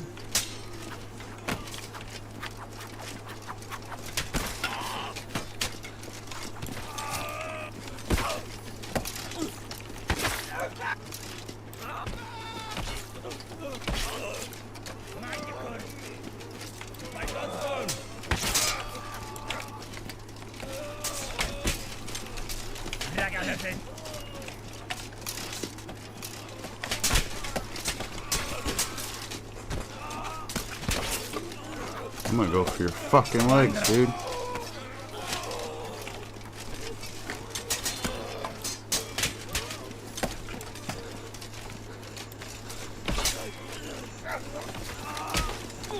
Now, sir! Now, sir, just give up.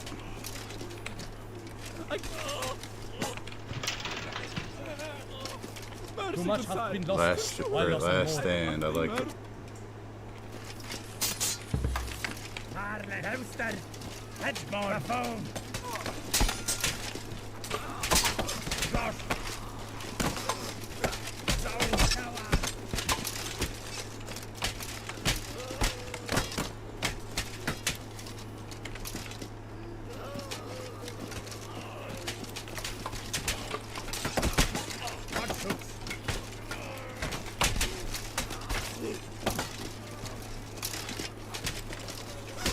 Have mercy on me. The love of God, do me no harm, but let me live.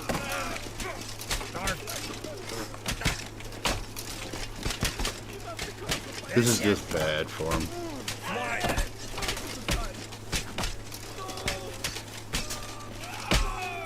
I cry in mercy. Oh my god, that is so great. Bro.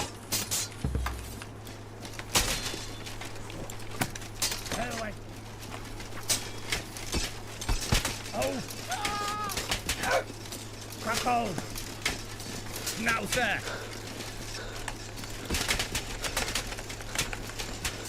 Hedgemore!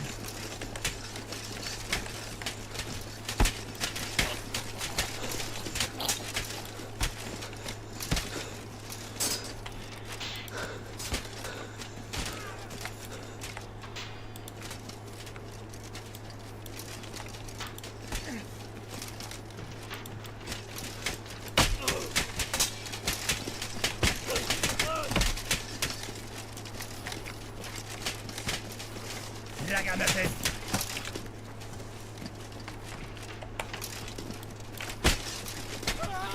Brett!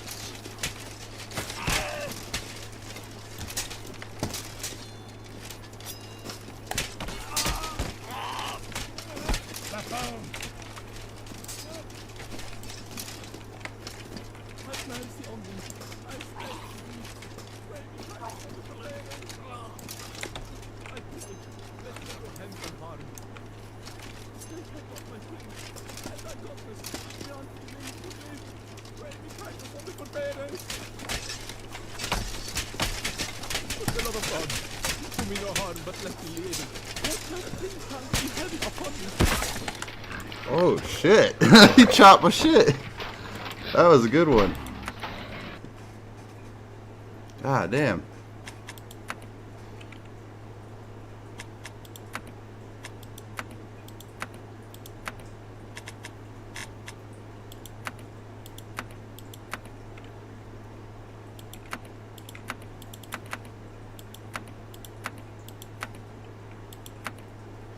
Oh, that one will do.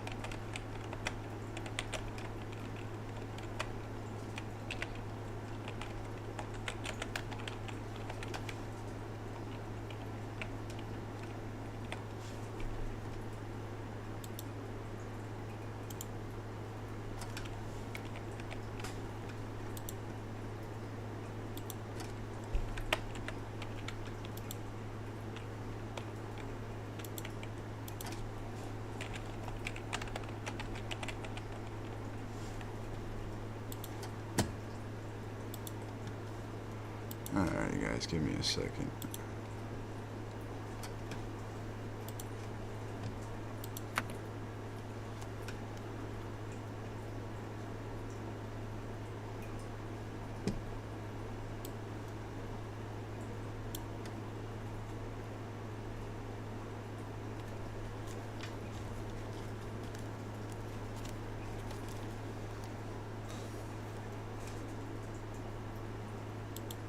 Soft White Underbelly is about giving people a space to tell their stories, even when these stories challenge what we think we know.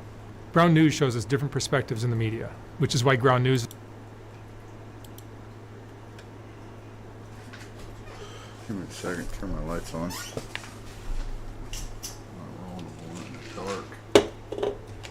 So, Mundo, you were saying something outside, and I was like saying that would be a really great way to start the video. Yeah. Do you recall what you were saying? Talking about, well, first of all, Renee and I are very polished. You hear us talk, we're very polished. We know how to express ourselves very well, not like your prototypical gang member. When they see us, like now, we're dressed up and everything. You can't dress up the knucklehead that we were. When we were in that world of evil, it was ugly. It was dark. And so now, of course, we're not that person anymore. It's almost like we're two people. And what I mean is, when I talk about Mundo, I feel like I'm talking about somebody else. When I'm sure when Renee does make a reference to Boxer from Artesia, he probably hates it. But it's like talking about a different person. Because they are different people. We are one and the same, Mundo and Ramon, but the knucklehead was looking at things through a different prism and was living a life of darkness. Today, I'm demonstrating, as Renee is, the contrast of who we were and who we are. To expound on that, I think that in some of our past discussions we've had, you've seen I've been hesitant to talk about blood and guts and the murder and the person I used to be. And for many people, they won't believe in transformation, in rehabilitation. That's just human nature. For every person that likes you, 10 are going to dislike you. And that's just the way it is. Yeah. For everything you say right, 30 people are going to say you did something wrong or you said something wrong. They're going to take selective quotes and blow them out of proportion. And I think the proof is in the pudding. For who we are as human beings and individuals. I think that we are who we are. We've done what we've done. We can't undo that, but we can live for a better tomorrow. We can strive to be better men. I think that's important. Important for every person. I mean, to want to have some type of growth, interpersonal. Everything you do is part of your legacy, and we've left a horrible stain on our legacies. So, of course, the gang world, they're going to look at us differently because they're looking at it through their prism. Renee and I are the scum of the earth. We betrayed them, on and on. But you got to consider the source. Where is it coming from? It's coming from the gang world. So of course they're going to say that. Of course they're going to believe that that we were that we betrayed them and everything.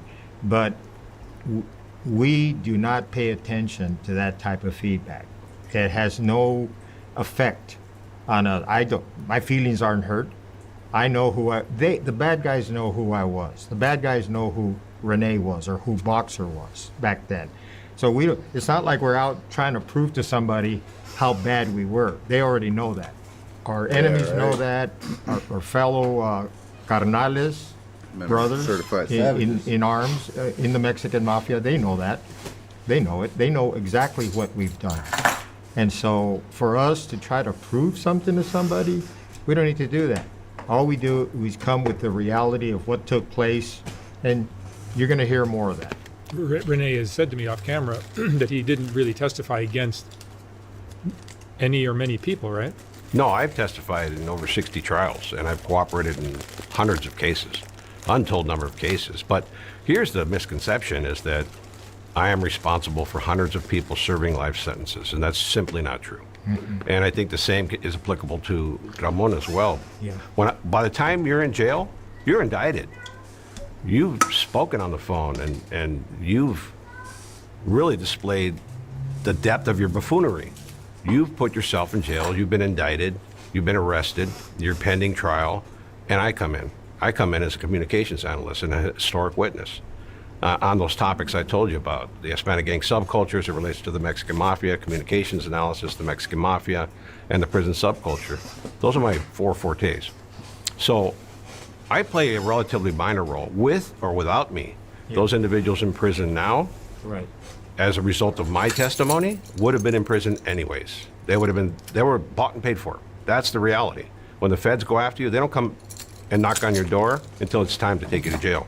He was a frosting on the cake, so to speak, is what he's saying. Really? Yeah, because in my time, I worked undercover for 14 months with the task force. And, I hear feedback from people that say, well, he did it because he was scared and he was in bad standing with the fellas. And so I kind of laugh at that. I go, if I was in bad standing with the fellas, they would not have allowed me to work undercover with them for 14 months. And to get all this information on homicides and drug-related cases. So I testified in 30, when all was said and done, I had to go back into custody to answer for 2 homicides that I had committed. And I couldn't get around those. Okay, so I testified as a material witness in 32 separate cases. In other words, a material witness is somebody who they cannot convict these guys unless they have that material witness and the other evidence, of course, to corroborate that. So some of those cases, they pled guilty. Alfie Sosa pled guilty to 6 or 7 homicides. And everybody accused me of creating him as a trigger man, because we did some homicides together, cases that I can't talk about even today, but he was the driver. He was driving the car for Sailor and I. Sailor was one of my brothers in Mexican Mafia. Then we went to do a couple of hits. We went back into the car. Alfie's driving us away from the crime scene. And he refused to drive. He's sitting there with his arms folded under his chest and his head down, looking at the steering wheel. And I'm telling him, let's go. And he says, I'm not going anywhere. He said, I'm tired of driving. I want your word that next time I'll be the pistolero, the trigger man. And I couldn't believe that this guy, we need him to drive. I could hear the sirens in a distance from the 911. And I didn't know whether to plug him right there for insubordination or what. And Sailor looks at me gave me a look like, just tell him what he wants to hear. So I said, yes, next time you'll be the pistolero. Now, vámonos. He said, all right. So he drove off. This is morbid humor, right? He drove off. We got away, of course. And after that, he volunteered for almost every 187, every homicide that there was to commit. And he became a sicko. Well, he's one of the guys that I turned against. Like Renee so appropriately said, these guys were all going to get caught for all this stuff. We were not very sharp. I think I was among one of the sharpest. I got away with a lot. I'm not bragging. I'm just giving you the facts on that. And so they were going to get convicted sooner or later for something. I happen to be the witness. And Renee does the same thing, or he did the same thing. I don't know what you're doing today, Renee, but yeah, that's that misconception from the gang world. It's just natural hate. They're supposed to hate us for being witnesses. They're supposed to. What else are they supposed to do? They may applaud us secretly because we left the life. We were smart. I'm not talking academically smart. I say we were smart. We survived. Our instinct kicked in, and we said, we're done. That's, someday I'll talk about mine, but right now we have the nexus to this interview, I think, is what Renee and I think in contrast to that, I was scared. I knew that I was going to get whacked, but I was also tired. I was also tired of the betrayal, the continuous politics. What did you call it? Weary? Mob fatigue. I had mob fatigue. Just got tired of it. How do you keep killing your best friends? Accept multiple life sentences willingly for the organization, and they continue to politic on you, individuals beneath you. And I'm not invoking, again, this moral superiority, but I had done more than some of those guys had ever thought of doing for the organization. Some of them had never even picked up a knife for the organization. Right. And we were doing wet work. We were in the blood and guts. And I don't have as many notches as Ramon. Ramon's got notches. He's got notches on his gun. I have a couple. And I was involved in quite a bit of stuff. So I believe that I'm responsible in some form, either tacit approval or active participation in other events that took place that resulted in loss of life. Let's give them that contrast, because I think what's important for people to understand, there were different, as the Mexican Mafia evolved. They began in 1957, a bunch of teenagers in a youth facility in California. It got together, one guy in particular, Güero Buff, from Hawaiian Gardens, and that was his brainchild, and he had 15 to 20 guys that decided, yes, I want to be part of that. These are all gang leaders from the predominantly Los Angeles area street gang scene, and one guy from Bakersfield. So they all got together. And as the years went by, as the decades went by, the age to get in increased.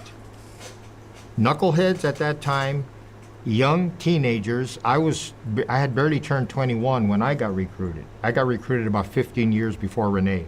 I think you got in, what, 85? 85. I got in 70 in San Quentin. So the age starts to increase because now the nucleus, the foundation has been formed, and so now you have the guys doing time. We're behind bars.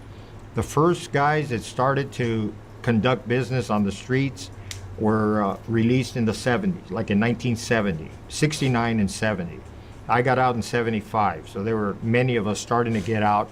We started doing business with a drug cartel. They didn't call them cartels back then, they called them families. So it was the Araujo family. Chuy Araujo was the head of the Araujo family.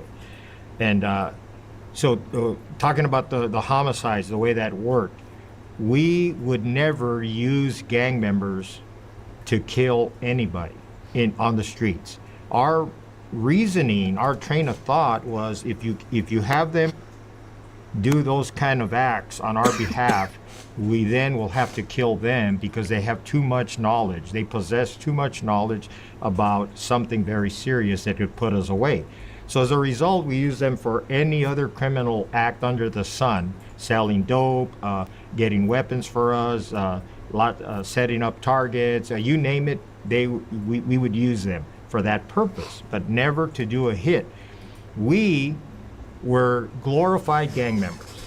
I mean, if you really, really reduce to who Mexican Mafia members are, they're glorified gang members and dope users, heroin addicts, okay?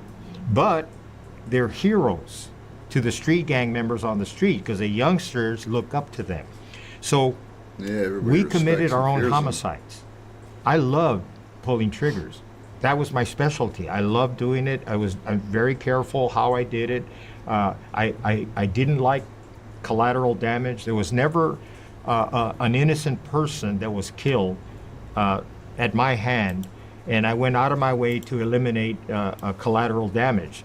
And so, like I said, no gang members. But as I say that, I am connected to the first 3 street gang Mexican Mafia homicides in which we did employ a gang member. Gloria Perez, a female at that, female gang member was the first. My brother, Angel, was the second, and that's for another time.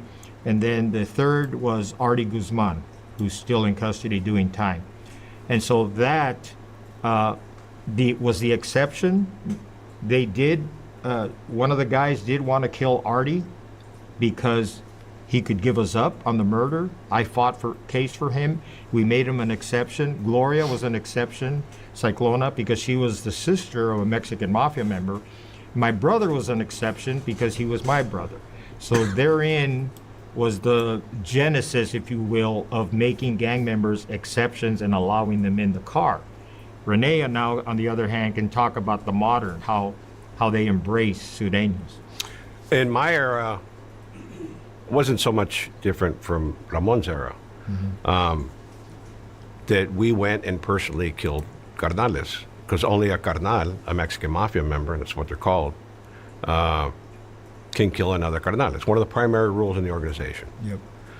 You can only take a camarada, which is a strong associate, an individual who's known to the organization, if you had intent to make them in the future. And making them is inducting them into sponsoring them, taking them through the induction process. So that was the principle when I was a member. Like my first hit, I took 2 camaradas with me, and I eventually sponsored both of those individuals. Actually, we did a kind of a backdoor thing. I sponsored Gilbert Maurice from White Fence, and I asked Chuco Castro to sponsor Jaco Padilla, Jaco from Azusa, and they both went with me on these homicides and participated to the extent that, you know, they helped me pull the body out, and they helped me put an individual on the ground and shoot him multiple times. But my intent was to protect them, because I knew they were going to encounter politics in the future. Because any adversaries that I had would then become their adversaries, just being camaradas. They were subject to the politics of the organization. So I sponsored both of them, and in return for making Jaco, I sponsored Eddie Castro, the brother of Chuco Castro, who was also a well-known individual who flipped in the organization and testified and brought about the first RICO, United States versus Alex Aguirre et al.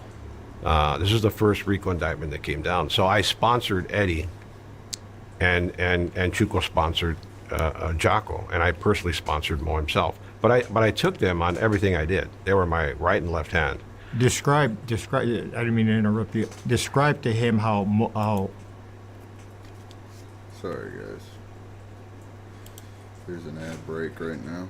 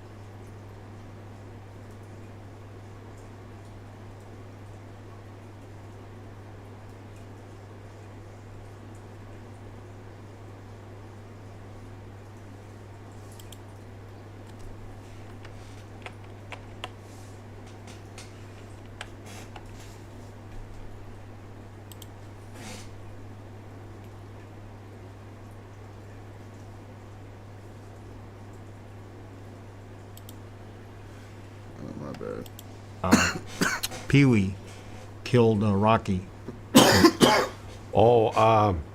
And one of the murders also attributed to the American Me movie, which is really a misconception. Those murders are really a misconception. Because anybody who played a role in the movie that got killed had issues before the movie. There were 3 targets, 3 homicide targets that is attributed to the American Me movie, and the one he's going to speak of right now, Pee Wee, is one of those 3. And what he's saying is all 3 of them had pre-existing issues that could have got him killed, and their connection with American Me, according to testimony, was the straw that broke the camel's back, so to speak. But go ahead. So they had pre-existing issues. Yeah. They had pre-existing issues that were going to bring them out their demise, like Charlie Brown Manriquez. Mm-hmm. On one occasion, I was in Ramona Gardens, the Hazard Projects, with 2 Mexican mafia members, Manuel Luna and Raymond Buenoshai Shryak.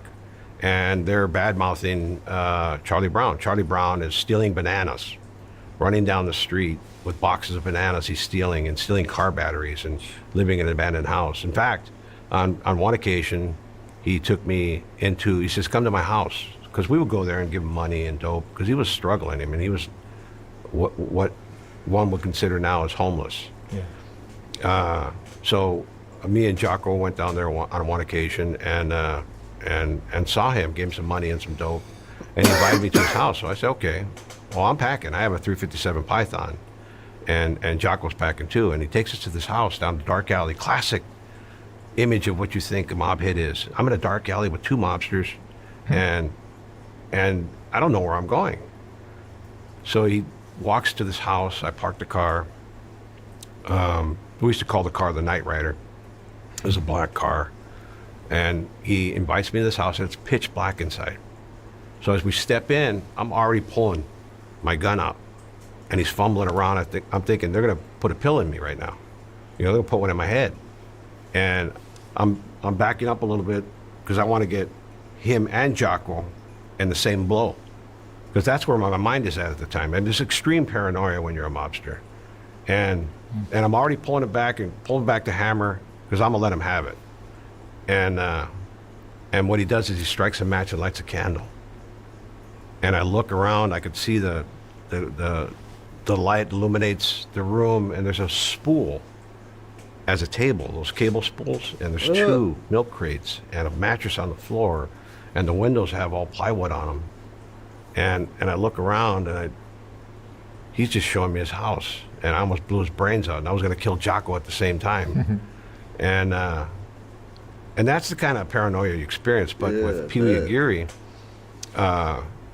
Rocky Luna had been deemed no good because of dereliction of duty. There's another individual from the Hazard Project who was running around claiming to be a carnal, and he was also considered to be a rat. So Rocky was seen with him on multiple occasions. So the real genesis of this was Smilón Gallardo, David Gallardo, Mexican mafia member from Hazard. He wanted to be King Tut. He wanted to be the BMOC, the big man on campus. So he wanted to eliminate Rocky, because Rocky was called the godfather of Hazard, right? So he used that as a reason to have Pee Wee kill him. So one day Pee Wee asked Rocky Luna to meet him in the Hazard Projects. He does so. Pee Wee Aguirre emerges from the location. He's waiting, unloads his gun on him, boom, boom, boom, boom, boom, kills him in the car. And there's a woman with Rocky Luna, Manuel Luna. And he just looks at her and he puts his finger to his lips and he goes, shh, and he walks away. Talk about flamboyance. Talk about, you know what I mean? These guys, they know they're bulletproof. You know, the book requires that he kill her because she's an adult eyewitness, right? And she's a gang member, female gang member. I'm not going to mention her name. But we would take that type of latitude with the arrogant knowledge that these people were too afraid to turn on us anyway. You know, there's so many examples of this, but that's a prime. And when she was called to testify, she did not testify. She did not identify Pee Wee. So the effect of that terror and that intimidation and the threat of death, it's very powerful in the organization. It's woven through the Hispanic gang subculture. 65 years, 70 years of the organization committing hundreds of murders, literally hundreds of murders. And your paranoia, Renee, was part of what was going on in your time frame that's different from mine. In my time frame, oh shit, we could sleep in each other's house, never worry about anybody because we were that close and there wasn't that degree of politicking, internal politicking. What happened in his time frame, the money got big, a lot of money, taxing the street gangs, etc., which Renee is more familiar than I am. We sold a lot of dope, but we didn't have the tax program installed like his generation did. And so you had, as a result of that, brothers, fellow Mexican mafia members, competing for street territories and no holds barred. So there was a lot of paranoia because there was a lot of politicking, a lot of people getting killed as a result of internal politicking. To this day it happens. And it was very prevalent in your time, Renee, and you experienced that because you were in the middle of that. Mm-hmm. You were a politic. In my time frame, we had one major politiker. With all deference to him, he's already passed away, and I understand he may have accepted the Lord at some point in his life. I don't know for sure, but it was Robert Salas from Hazard, and Robot, man, I don't know how many guys he had killed. Many of them were fellow brothers, just because he wanted to be the big dog on the street with the drugs. So when I think of politicking in my time frame, there was nobody, not loudmouth Topo Peters, none of them guys. It was Robot Salas. And now you fast forward to Renee's time frame, and shoot, everybody was at each other's throat. Yeah, it had become an organization with no brotherhood.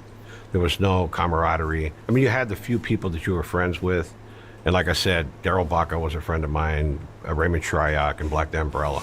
Ernie Castro as well, like good friends. Like you knew that they were your friends and they would never betray you. You could do no wrong unless you're a rat, coward, or homosexual.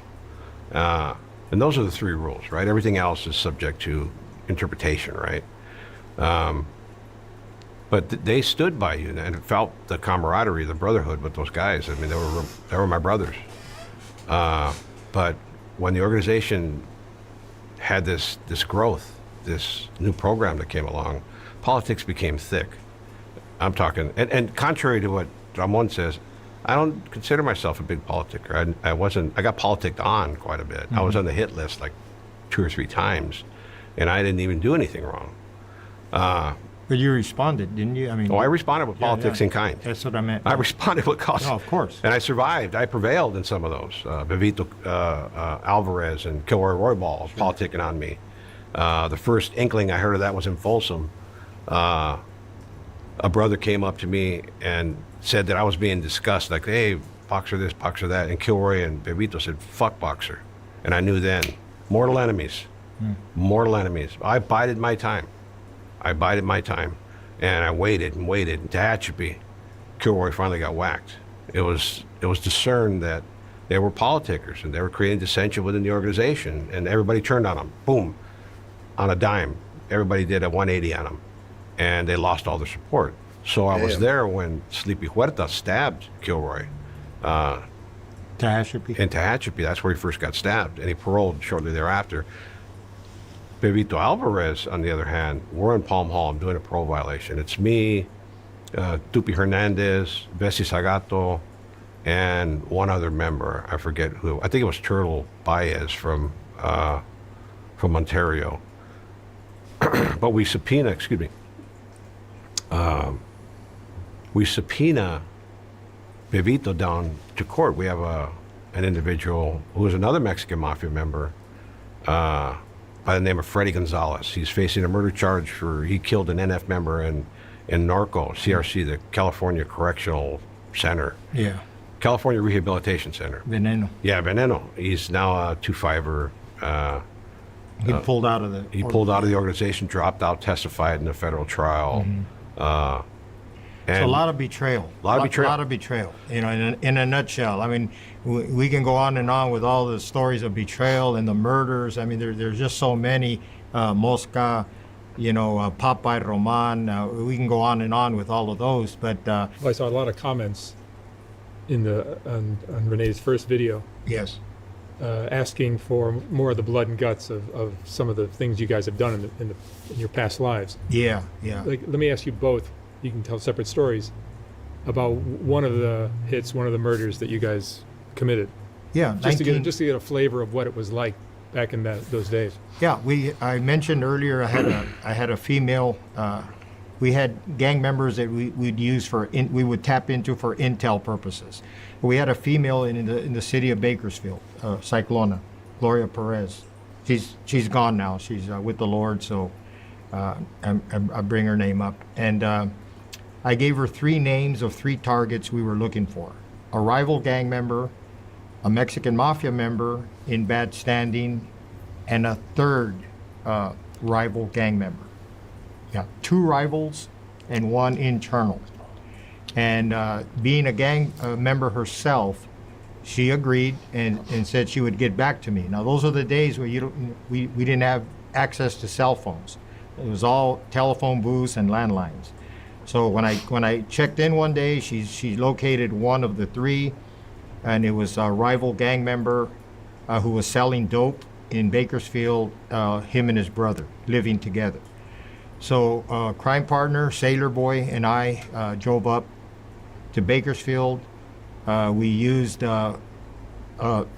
another gang girl's residence as a staging area. Cyclona offered her services. She said that the brothers, the target and his brother, had the hots for her. So she offered her services to get the door open. So we utilized her. She did succeed in getting the door open. We entered the residence. We questioned the brother because the main target wasn't home. We questioned him and asked him, first of all, where's your brother? He's out. I don't know when he's coming back. Okay, what do you do when you're in a residence and doing some work? You want to secure drugs, money, weapons, anything of value before you kill him. And that's the way we operated. And so in his case, we questioned him about that. And after he was done giving us negative answers, we got a pair of scissors that were in a drawer. We didn't want to use the guns because it might the noise, even if we used pillows, might alert the neighbors. So we took turns stabbing him to death. We tried to suffocate him with a bag. It wouldn't work. Pretty brutal. Poor guy probably suffered. Contrary to popular belief, we weren't into torture. We were just into taking him out as quickly as possible. So we stabbed him to death, and we sat down and waited for the main target to come home. So now we're thinking, these are uncharted waters for us. What if he comes home with his mother and other family members? They're adult eyewitnesses. How do you get away from not taking them out? So, oh man, I was hoping that he would come home alone. A car drives up, and it's him, the target. They called him Woodsy, and a female, a date. He was on a date. So when he arrives, Sailor and I, we have our weapons, and I'm right away I'm thinking, shit, we got to kill the girl because she's an adult eyewitness. So Cyclona was the lookout for us, and she alerted us that the car had arrived. So we told her to go to another room, and I told Sailor, just an instinct, you grab Woodsy once they're in and the doors close behind them. You grab Woodsy, let me handle the female. So my thought was, how do I get away from killing her? I didn't know how that was going to play out, but I wanted to be the one in control of that. So you could hear him giggling. You could hear the key turn in the door. It opened, it closed behind them, and when he snapped the lock on the door, we emerged from our concealment. Sailor put the gun on Woodsy, grabbed him as he protested and steered him to another room. My gun was aimed at the female, whose eyes immediately went to the gun. She never looked up. From the time she saw the gun, her eyes were riveted on the gun like it was a snake that was going to attack or strike or something. And so I leaped and covered her eyes, lowered her head, and steered her to another room. I told her, don't try to look at me. Nothing's going to happen to you. Do not try to look at me. Poor girl was trembling.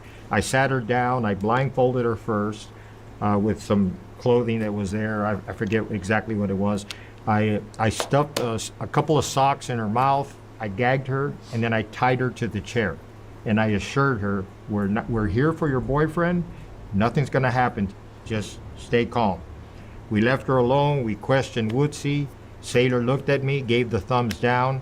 and I put a pillow over his head. I fired multiple times. Sailor did the same. Then Cyclona came out as Woodsy was dying, and she started spitting on him. Not a good thing to do today because of DNA, but back then she's spitting on him, kicking him, and Sailor handed her the gun and said, hey, there's one bullet left. So handed her the gun, she fired the last shot into his body, and he died. So that was a case of being able to avoid collateral damage. Don't nominate me for sainthood. You know, I'm not a saint for this, but we did have certain morals of how we proceeded. And we tried to stick by them, even as knuckleheads, even as bad guys. To expound on that a sounds bit, so traumatizing, that was bro. the first time in Mexican Mafia history that a woman had committed murder for the organization. And I believe it remains that benchmark in the organization that has not been repeated or replicated. In my case, and I'm really hesitant to talk about the graphic nature in which we killed a Mexican Mafia member, but I touched on it a bit in one of our past interviews. David Gallegos. Yeah. He had been in disfavor with the organization for a long time. He had, I think it was Chuco Castro, David Gallegos, and another Mexican Mafia member, might have been Perico, Armando Ochoa from Primera Flats, went to a former Mexican Mafia member's house that was living in East LA. And this former Mexican Mafia member pulled out a gun. And David Gallegos ran. He showed cowardice. So he was marked for death from there. Cowardice. You can't show cowardice. Even if you feel fear, you can't show cowardice.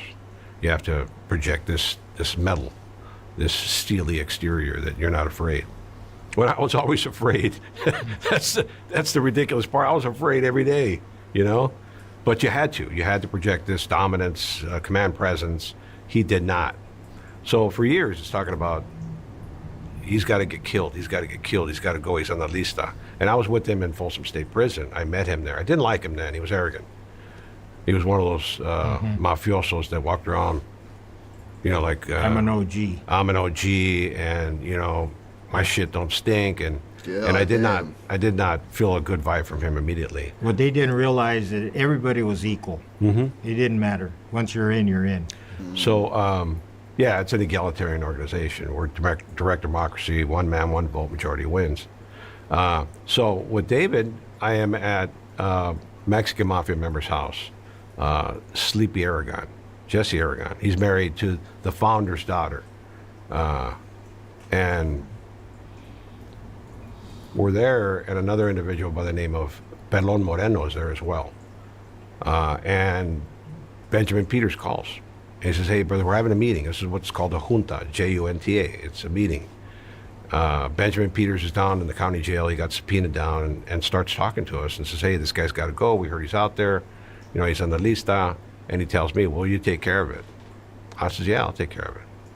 And he says, take Sleepy with you. I said, okay.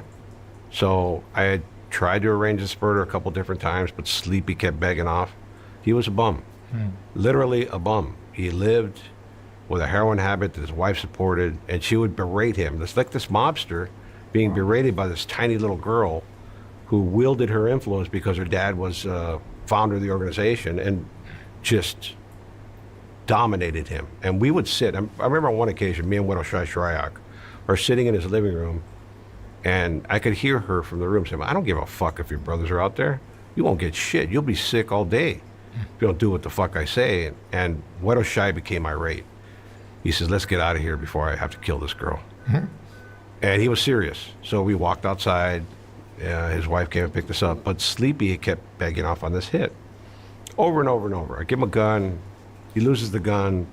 I tell him we're going to go this night. I can't because my wife. And so finally, I'm at a drug house. And I control this drug house in the White Fence area.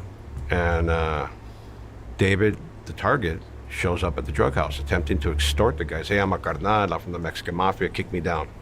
And that's what he had became, just a dope fiend, living on nickel and dime spoons that he got from individuals that he pressured for. So we called him dead weight. Dead weight. Yeah. He was definitely that. Even his apparel, he looked like a bum. He looked like a bum. He didn't project like leadership.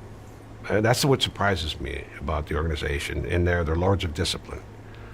You know, they're working out, they're practicing Nahual and talking about cultural identity and awareness.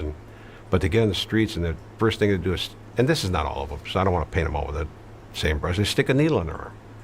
And they're riding bicycles and they're walking and they're literally bums. And I'm not saying all members are like that, but a lot of them have substance abuse problems, and that's their downfall. But his substance abuse problem led him directly into my hands. So my dealers come back to me and says, hey, there's a guy at the door saying he's a carnal and he wants some dope. I says, ask him to come in. As soon as I see who it is, I tell him, hey, brother, what's up? I woo him. I woo him like, hey, how you doing, man? You want to get high? Yeah, sure, this is mine, no problem. So when he doesn't see me, I talk to Jaco Padilla, and I tell Jaco Padilla, fix him a hot shot. And he rocked him to sleep. That's a term we use in the world. When he greeted him with a smile and an embrace, that's called rocking him to sleep. Yeah, that was exactly what we did. Made him feel at ease, because I saw immediately when he saw me, he became hesitant. Like, oh shit, this guy's dangerous, you know. And we had guns everywhere. We stayed strapped, you know. We stayed armed, well armed. My whole crew was armed, and he saw all that, and he became alarmed. But it's, hey, bro, everything's cool. When we're talking politics, we're sitting down at the table talking about Cuate Grajeda, which is another huge politic in the organization who finally got his due.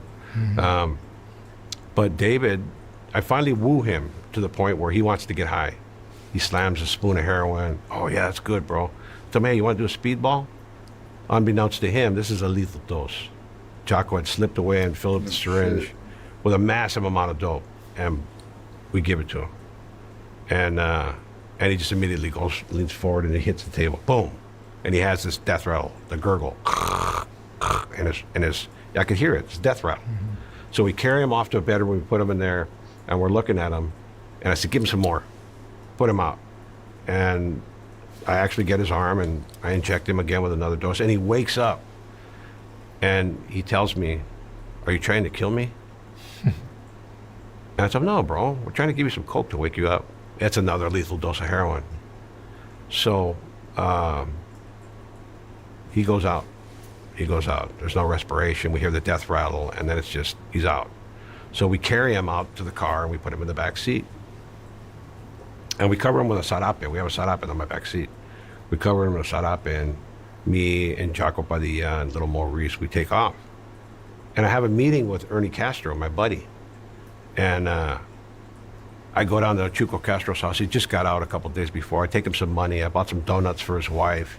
And I remember I bought him a 6-pack of Corona. And I have a big chunk of heroin for him.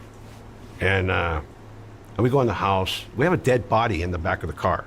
We're driving all over LA with. Oh my God. And I tell Chuco, I said, hey, bro, guess what I got? And he says, what? I said, come here. It's a surprise. And he said, what is it? And he go out to the car and I open up the back door and he pulls the blanket back. I says, he's dead. And he says, he tells the dead body, he tells David Gallegos, look at you, you stupid motherfucker. You're dead. And he starts slapping him in the head. Bah, bah, bah. It was comical. It was just like, we all started laughing. It was just like this dark, morbid humor in the mob. Like, look at him. This fucking idiot's dead. Bah, bah, bah. And he's slapping him in the head. And I'm kind of taken aback, like, okay. So we go in the house. His wife has donuts. She wanted donuts. And we take off, and we go to an alley on Spence Street, right off Olympic. My dad owned a huge factory there. And we pull into that alley, and we pull him out of the car. And I remember telling Jaco, I said, come on, help me. And Jaco's scared to death. This is when I knew he was cock. I knew he wasn't a killer. He didn't have that, you know, let's get some brains on us right now kind of mentality, you know? And he was standing there, and he had his fingers in his ears, like this, trembling. I says, what are you fucking doing? He said, oh, I'm going to protect my ears. I said, what the fuck you I said, drag his body over there. And I had that 357 Python I was carrying. And I had to literally, he was frozen in place. Little Mo, I said, go to the other end of the alley, make sure there are no rollers around, cops. Nobody's going to pull up on us. I'm going to put a pill in this guy right now. Just to make sure. We wanted to make sure that this guy's not going to wake up. Not going to wake up and come politicking on us, you know? We want to make sure he's dead. So I turned around and said, go to the alley over there. And he's frozen, like frozen, petrified. And I knew then, I said, this guy's not a killer, man. This guy is not a killer. He's got a pretty mouth. He's got a silver tongue, you know? That's all he had. And he had the look. But he was still my buddy, you know? So I drag him over, and I get a car seat. I pull one of the car seats off. I have these sheepskin car seats. And I cover his head because I don't want backsplash. You know, we're going to give him headshots. And I don't want the backsplash. And literally, they say when you cover a body and you cover the face, it's because there's some form of intimacy. Like, you know that person, you don't want to see them being killed, or you don't want to see their dead body. No, I learned that later, but that wasn't the reason for it. This guy wasn't my friend. I didn't have no affection for him. I just didn't want his blood and brains to get on me. So I shot him 5 times. Once under the chin, 3 in the face, and 1, because when I threw him down on the floor, his arm raised up and it flew over his face, and 1 went through his arm and severed his spine. So he died on the spot. Actually, he was dead because it was just droplets of blood. There was no, like, you'd see a big cast off or splatter. There was none of that. There was none of that. So it was just a precautionary measure. So we took off. And I remember, and this was what got me. This is when I knew, this is like, oh, you're in this. This is your path. Was the smell of the cordite after expending the rounds. The gunpowder was intoxicating. I'd always loved that aroma from when I was out hunting with my dad. My dad was an enthusiast, Korean War vet, and he'd take us out to the land we owned and we'd go hunting. And I always loved that smell, and it came to me like a sense of power. After I had done the hit, I felt this surge of adrenaline, like, you know, it's deep in you, you know, like you feel it. Like, I just fucking whacked that dude, and I got away. I just fucking whacked that dude. Oh my god, these guys are great. Not really, but this is the way they talk about shit is fucking nuts.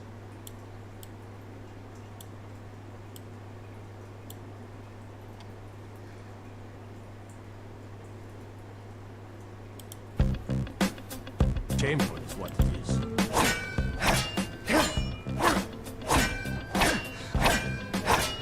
Okay, everybody remembers fucking shit up in the tavern, people's homes. Better than all the key shenanigans. Oh, what the fuck? Why?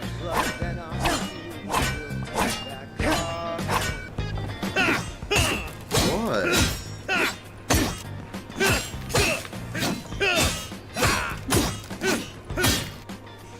Fucking why, dude?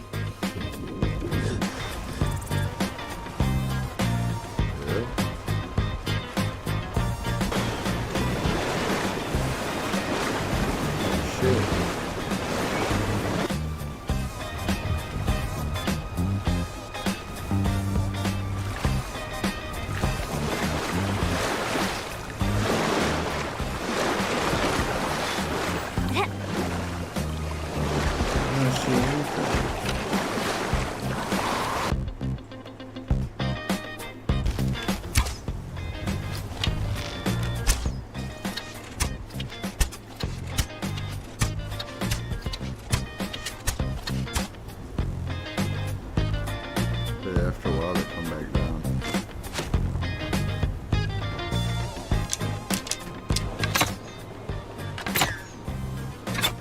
Did they not come back?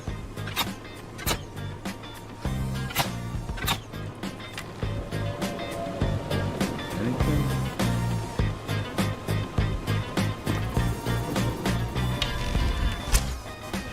Dude, that's so shitty.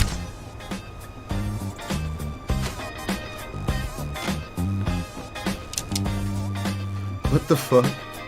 You Can you not shoot the birds? In the sky, you can shoot the birds if you got enough skill.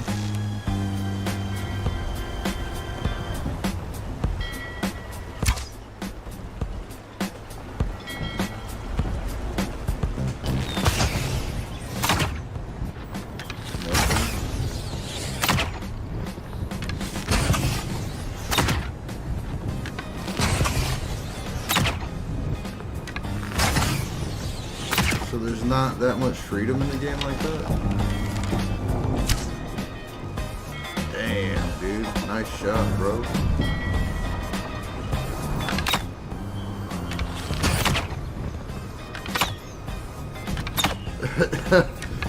What the fuck?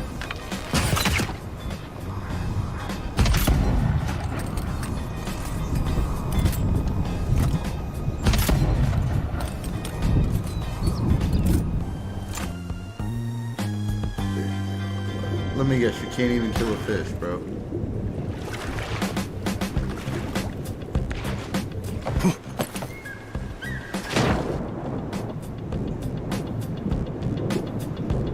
See no fish.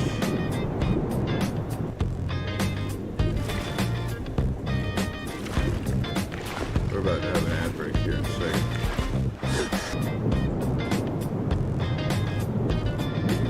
What the fuck? There's no aquatic life.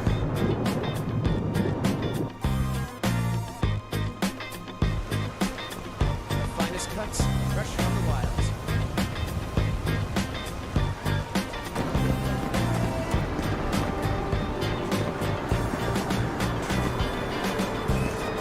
Everybody's just standing there, not doing anything.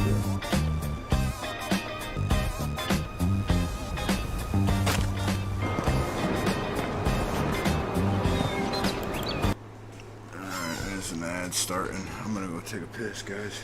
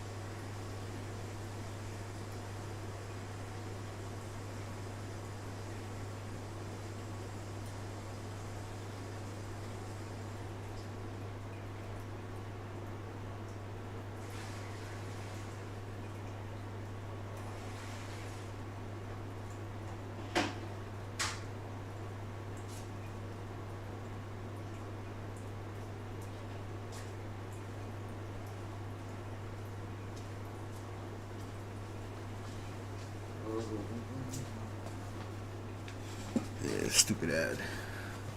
Sorry, guys. I'm broke as shit. Probably not gonna make a whole lot of money doing ads or anything like that either, but you know. Why not? Why not, dude?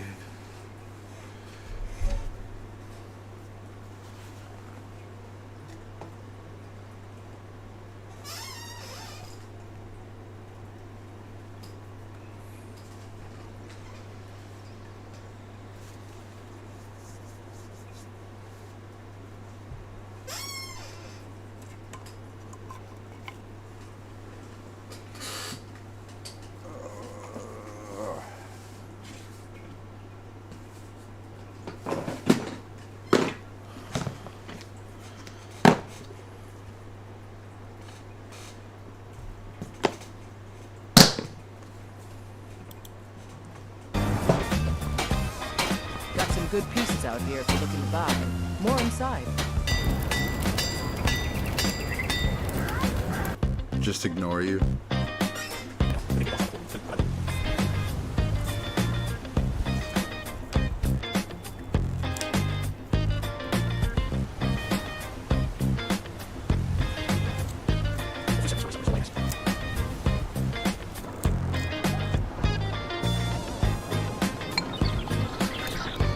Everybody just just stands there doing nothing.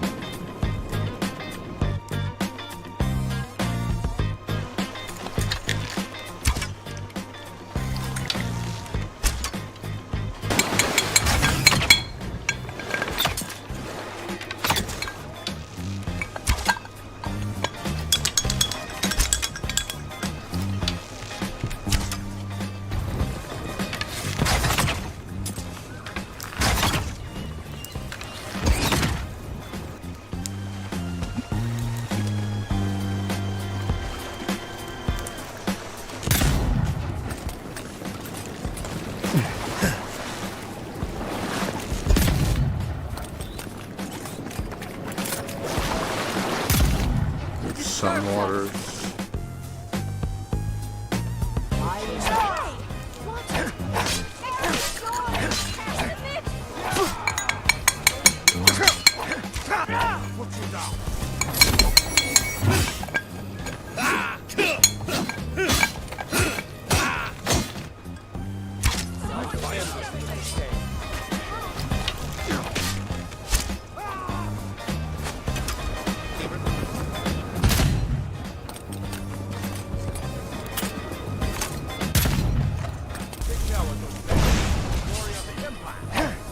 This makes me want to play this guy. It would be a menace.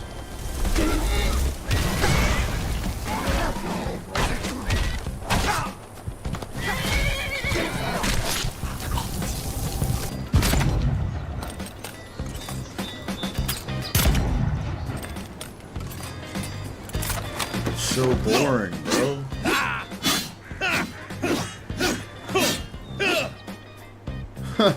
That's boring as fuck. Fuck that chicken, I guess.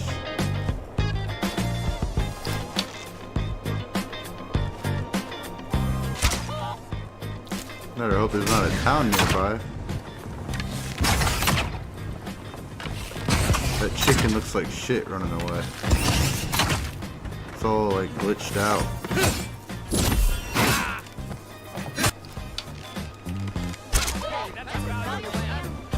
That's a valued animal. I order the yard. Stop right there. I order the yard.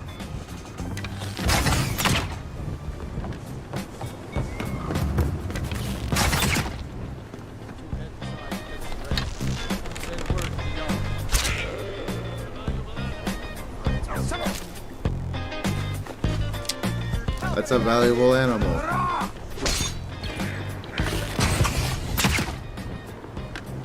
Oh my god, it's an invincible goat, dude.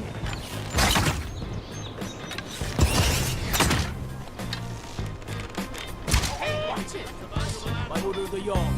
Stop right there.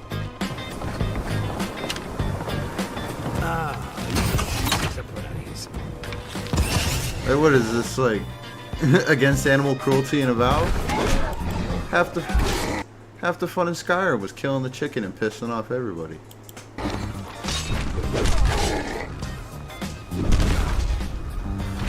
Oh, dude, those things used to piss me off, bro, when I was like 12 years old. Holy shit.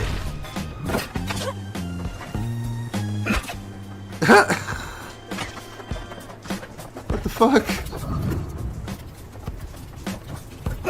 It's got a whole fight going on in the center of town and nothing's happening. This game looks boring as fuck, bro.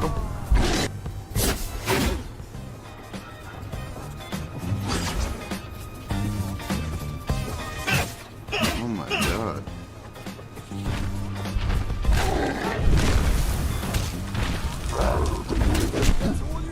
Memories.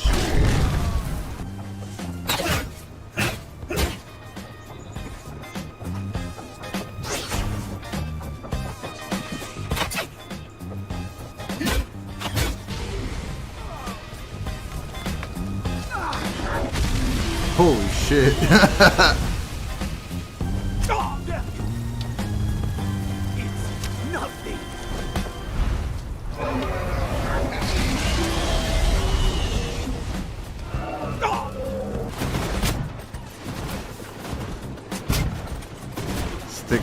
location, they don't chase you.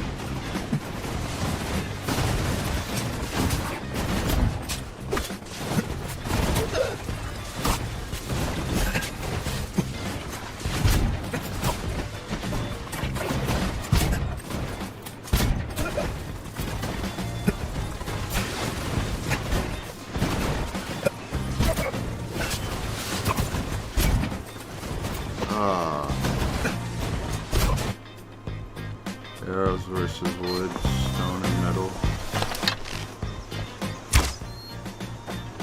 Yeah, there's different effects. Like arrows bounce off certain shit like stones. Yep.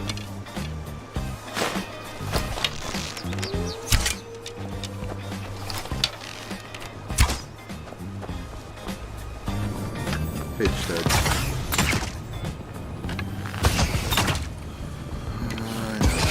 I got you. You're a good kid. This game looks like shit, dude.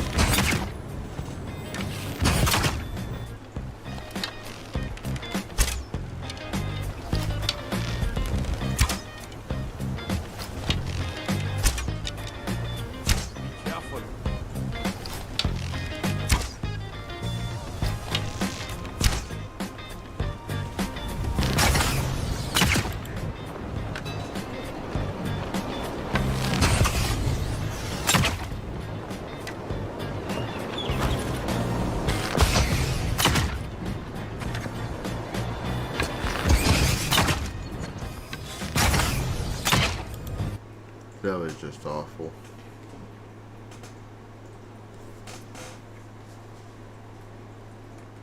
That was just awful.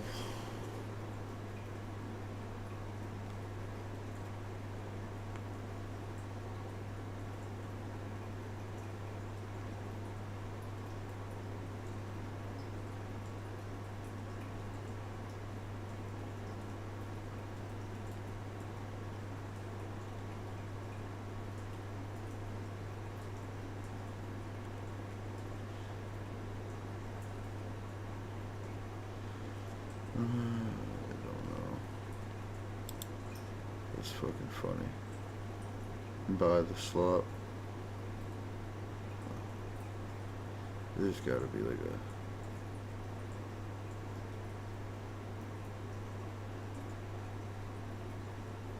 This is about... Man, because I just don't want to start playing a game that's gonna be shit, dude.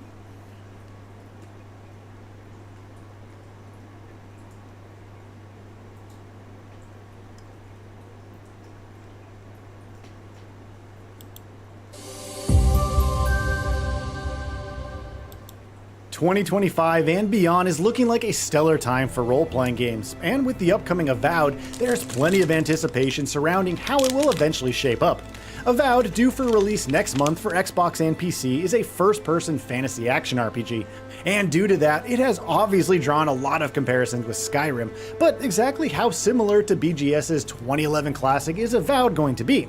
Based on all that we've seen of it so far, Avowed looks like it's going to have a few things in common with Skyrim, but at the same time, it's also setting itself apart in other key ways. Here, that's exactly what we'll be talking about.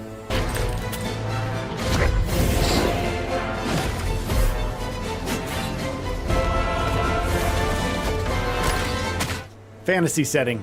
Now let's get things started with the most obvious and surface level similarity between the two games, that both are modern AAA first-person RPGs in a fantasy setting.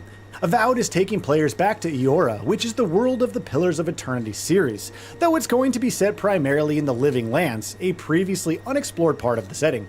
Since its very first cinematic teaser all those years ago, Avowed has echoed Skyrim with its high fantasy setting in some very obvious ways, and that, of course, continues to be the case. Look a little deeper, however, and the differences begin to show. Avowed is not a massive open world. Though Avowed originally set out to make its own version of Skyrim, i.e. a massive open world fantasy RPG, the studio ultimately ended up deciding to scale down instead. Now, Avowed is going to be more in line with The Outer Worlds, a smaller, more condensed experience. Of course, those who wish to engage in a good bit of exploration will still get plenty of opportunities to do that, but you shouldn't go in expecting a sweeping, gargantuan epic similar to Skyrim. Different exploration loop. Given the fact that Avowed's world is going to adopt a different structure from that of Skyrim, naturally, that'll mean the exploration loop is also going to take on a different form.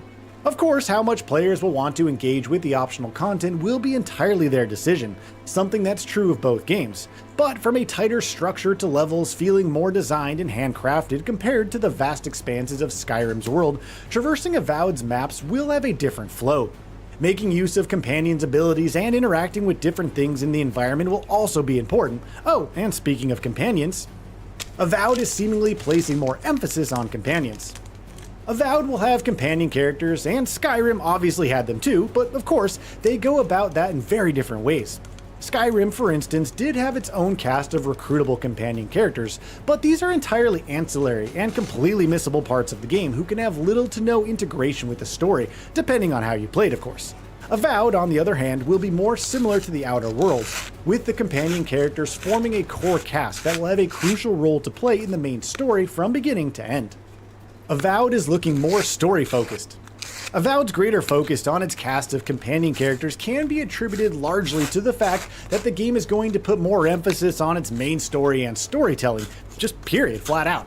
Skyrim, like all of Bethesda's RPGs, is more of a massive open-world sandbox where players are free to do as they see fit.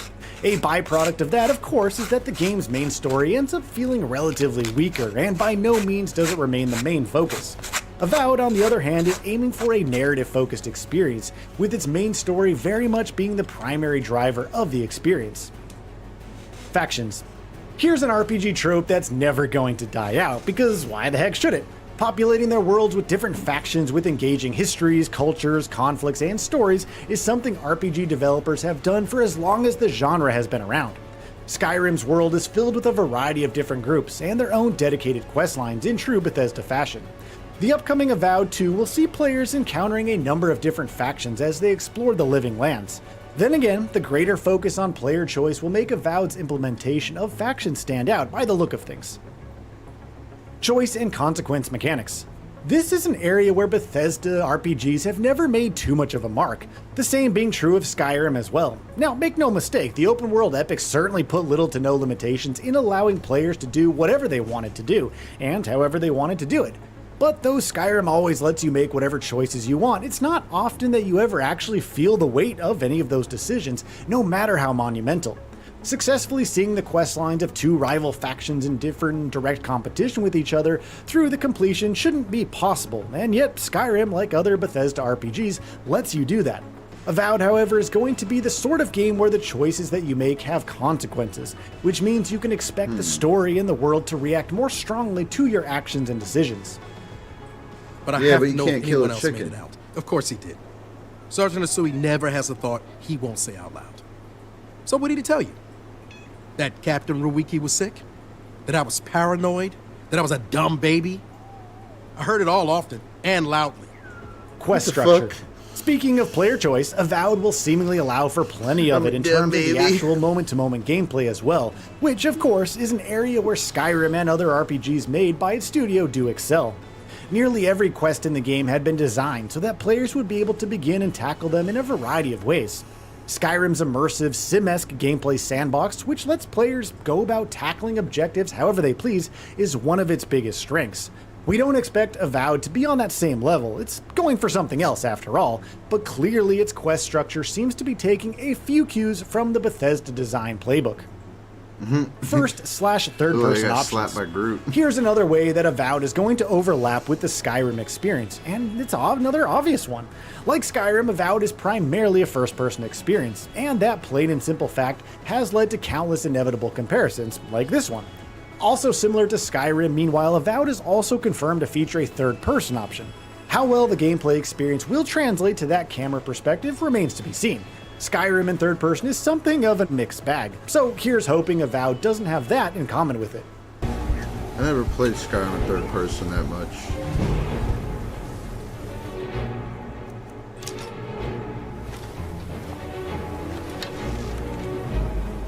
This game makes me want to play Skyrim. Combat differences. In spite of the similarities in their camera options, Avowed's combat still seems to be setting itself apart from Skyrim in some unique ways. experimenting with different kinds of spells and weapons and creating unique combos, like freezing an enemy with an ice spell before using a sledgehammer to shatter them into pieces, is going to be a key part of the combat in Avowed, which promises to lend the combat an interesting moment-to-moment pacing. Other mechanics such as seamless weapon switching, as well as the inclusion of firearms, could also spice up combat in interesting ways. Avowed will be much shorter. Skyrim is obviously an absolute giant of a game with a main story of 30 hours, but a playtime that could easily extend well into the triple digits, courtesy of its oceans of optional content. Avowed, on the other hand, is being designed as a way more contained and compact experience. Avowed is going to be roughly the same in its length as the Outer Worlds, which means we're looking at an experience that'll be anywhere between 15 and 40 hours long, depending on how much of its side content you want to engage with. So, what are your thoughts on this? Go ahead and share them in the comments below. And if you like this video, please subscribe to the channel and enable all notifications by clicking the bell icon to get new video updates. We upload every day and would really appreciate your support. Thanks for watching.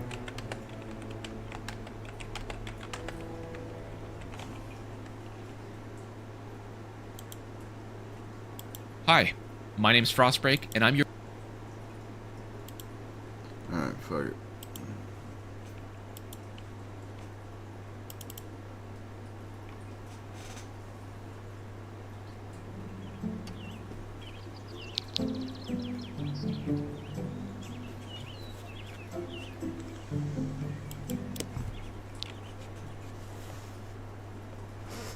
I think I got a spot.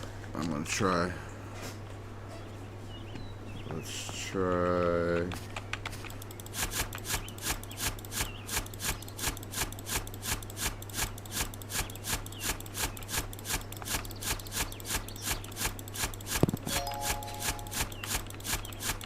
Ba-ding.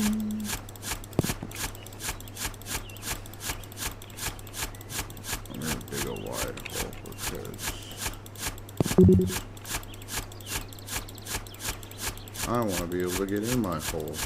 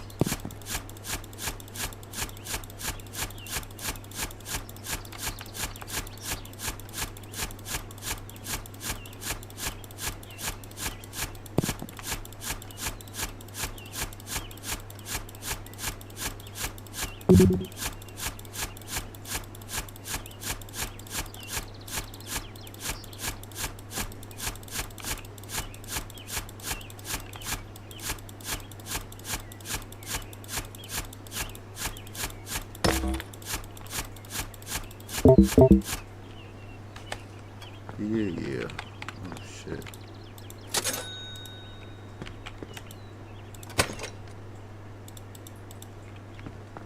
Walk right into the wall.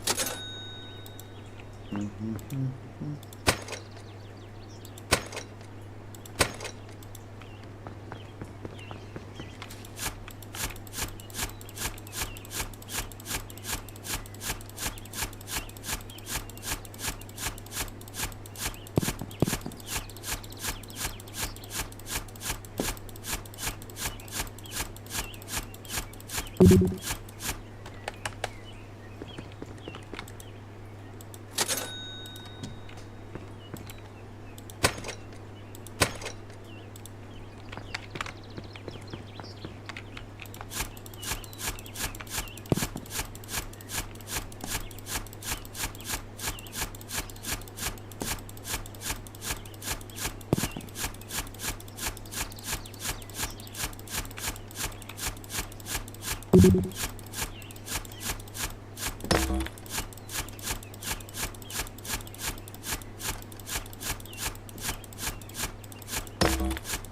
give a shit about a stone. Not when you're getting down low, baby.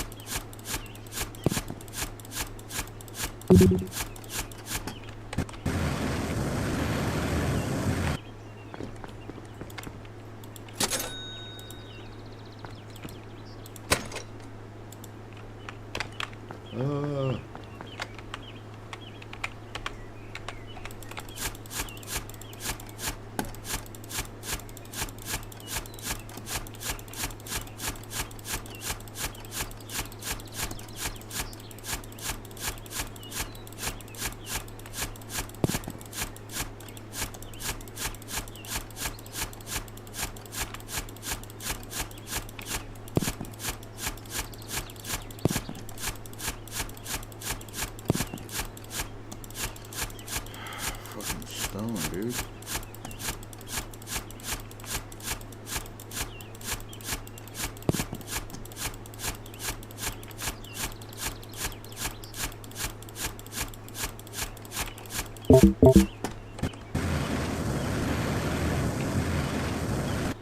Ooh.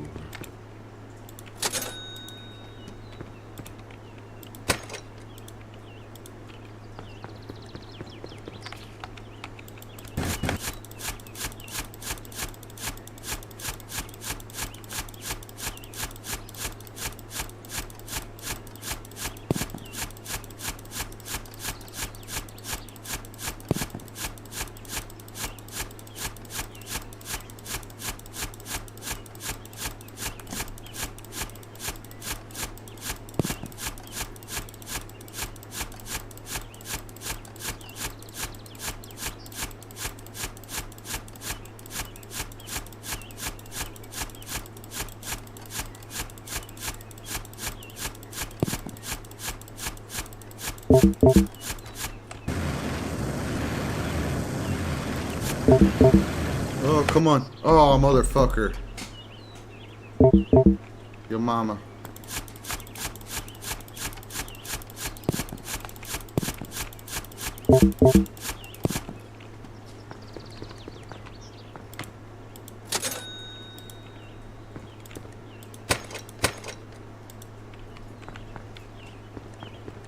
Eat my ass.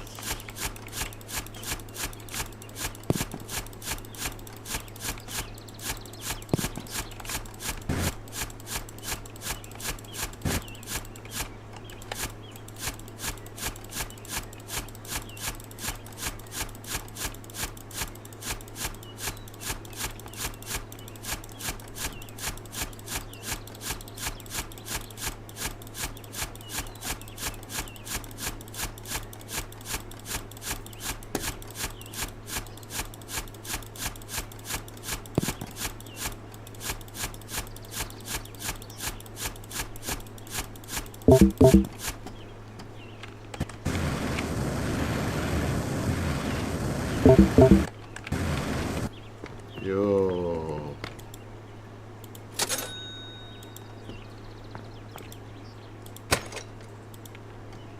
That's fucked, dude.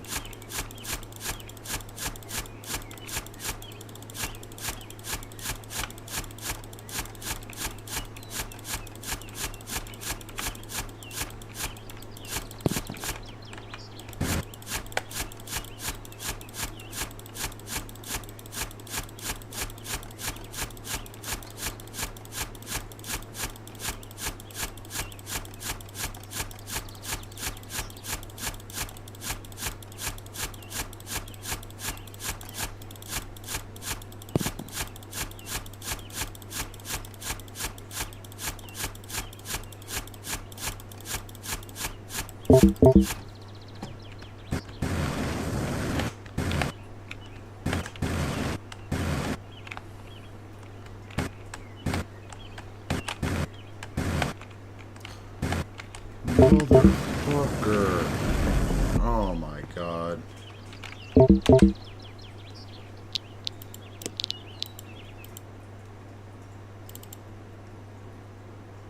Like fucking hell.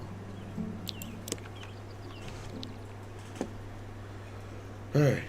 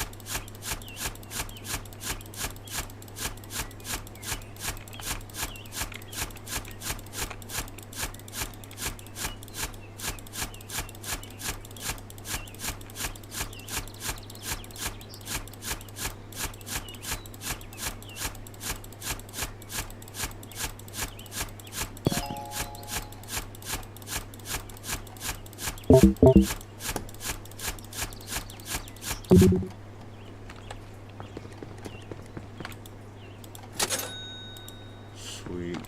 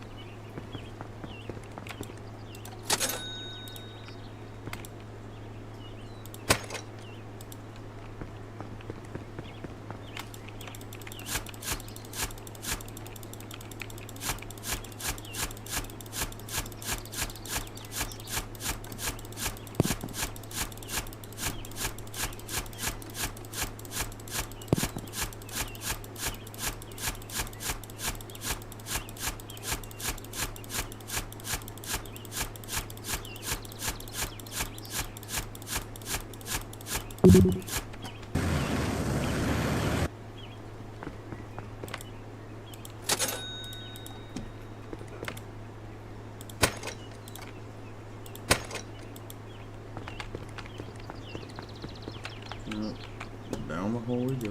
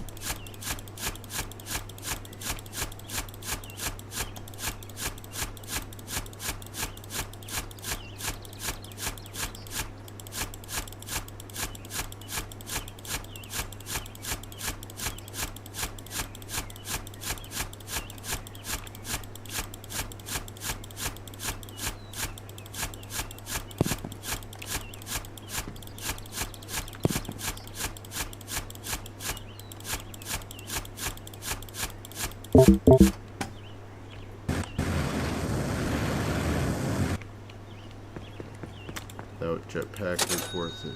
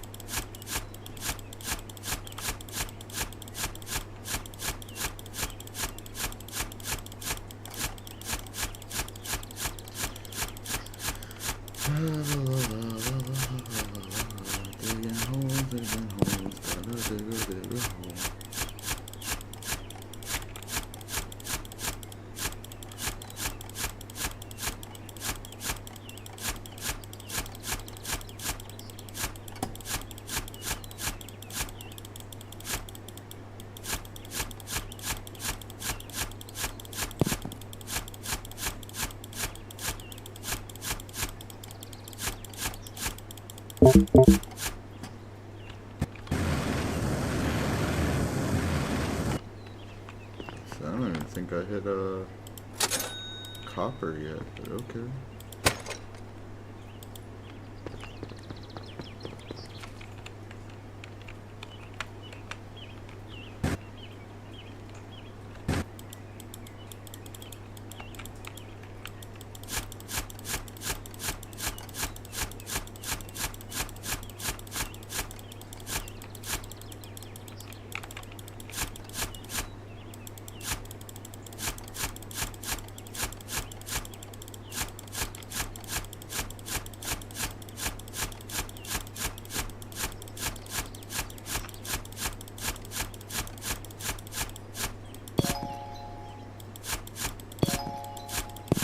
Yeah, I was just like, how am I getting...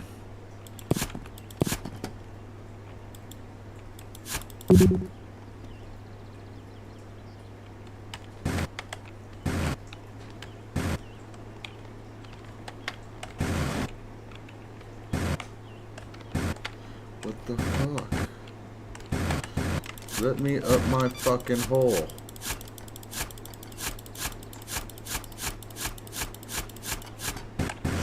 Stupid fuck. Am I about to get stuck down here, bro? Lord, please no, please no, please no. Oh, thank you. Just shit, what the fuck, dude?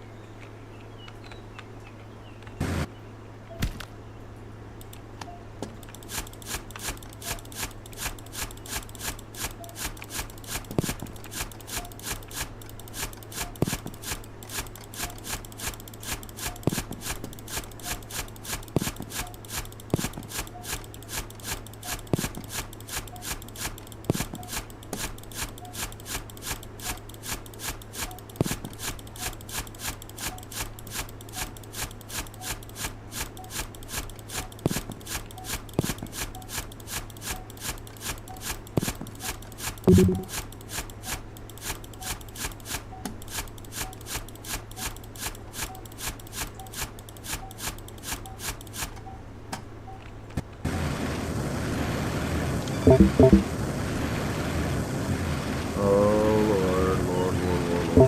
There we go.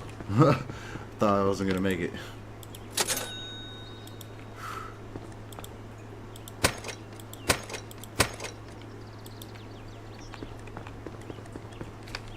Get in the hole.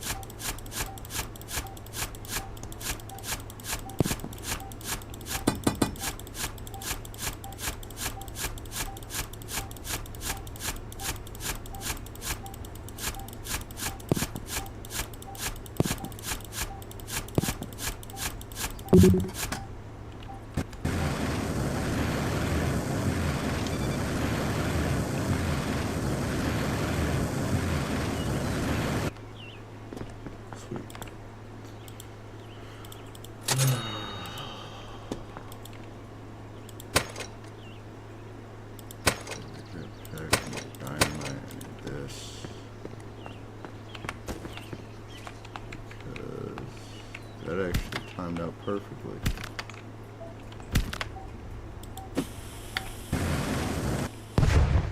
Thank you.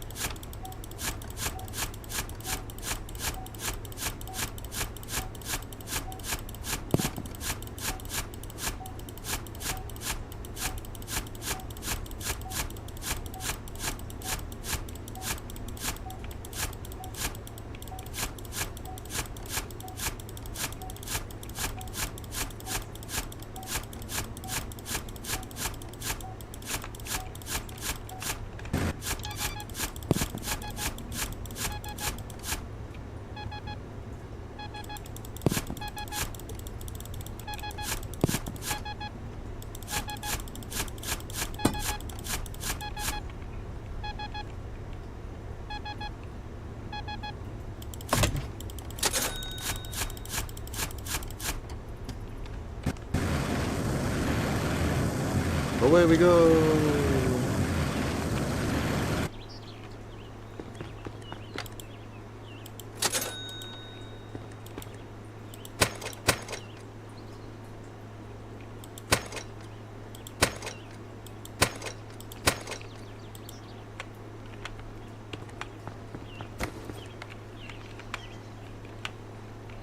Down we go.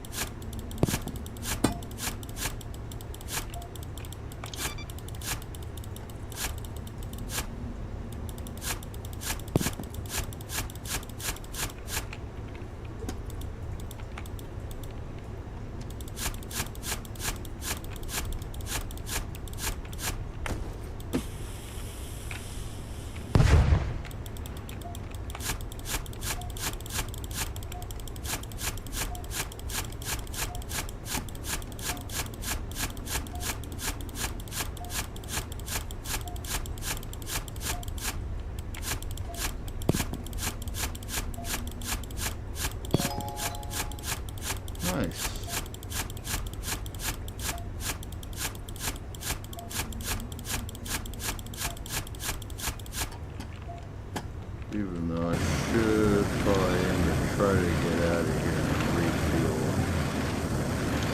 Yep, no battery. Probably wouldn't have made that up.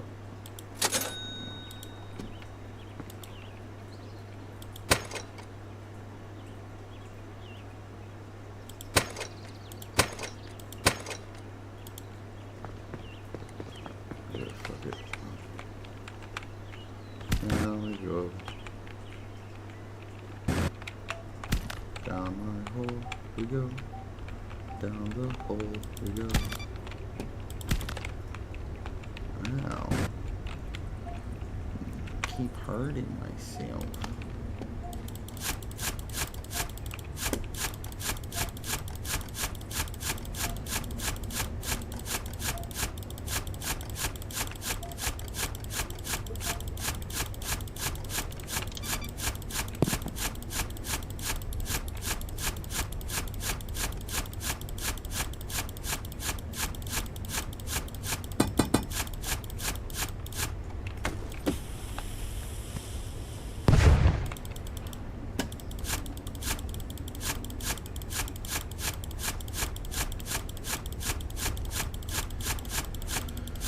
I think I need a bigger hole.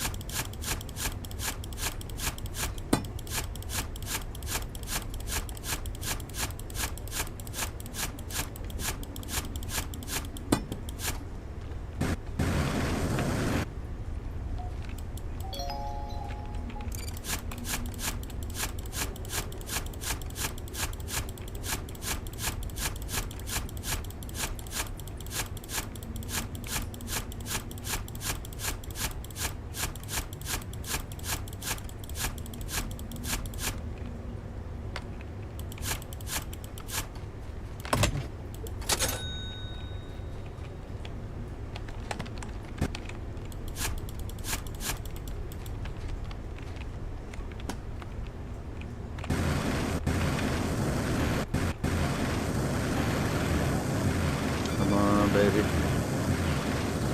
Yeah, man.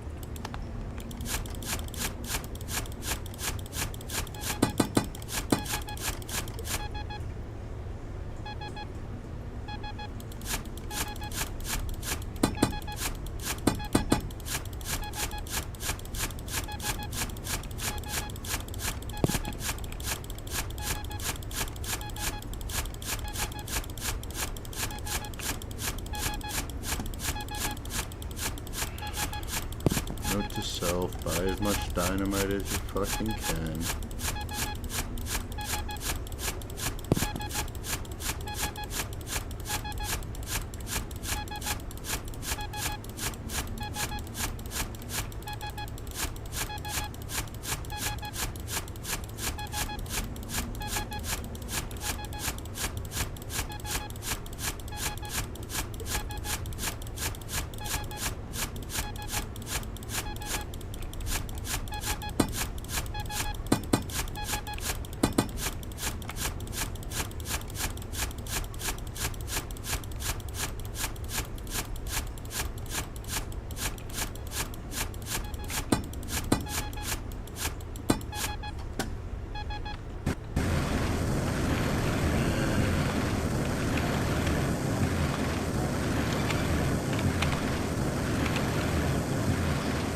There we go.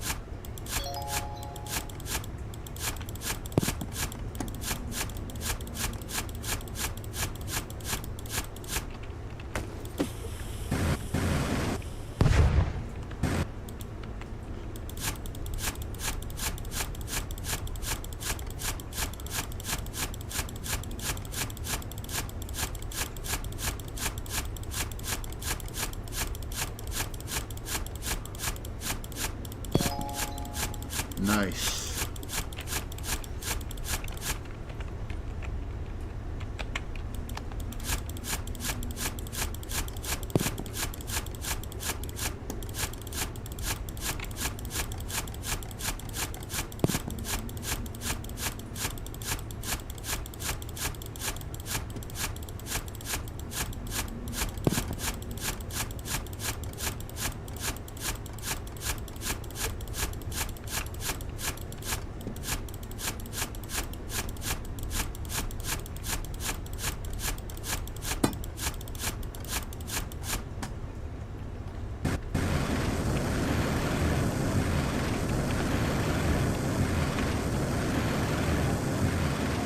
I feel like Buzz Lightyear. Yeehaw.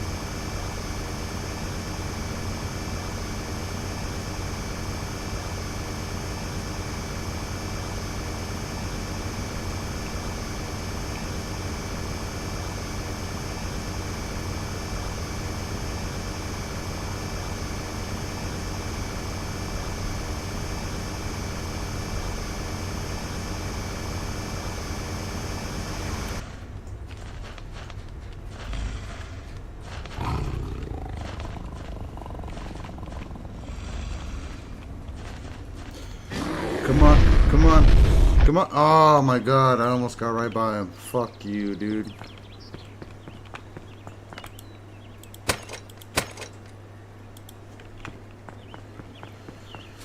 Fuck you.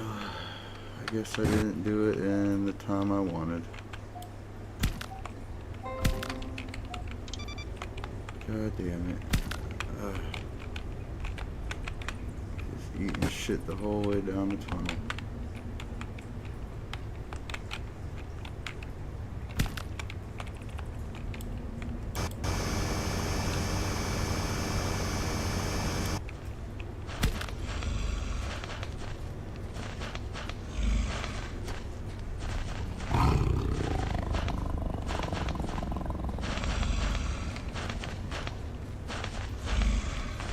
Fuck you.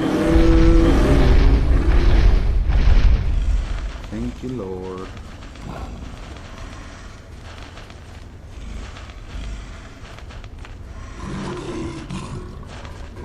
Just go. Just go. Fucking haul ass. Come on. Come on. Fuck all the bullshit. It don't matter.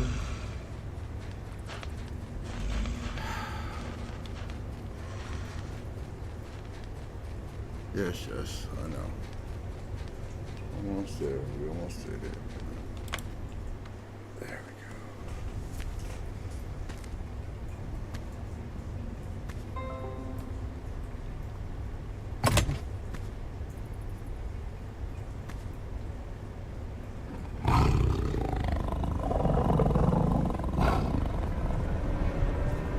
Appreciate your help.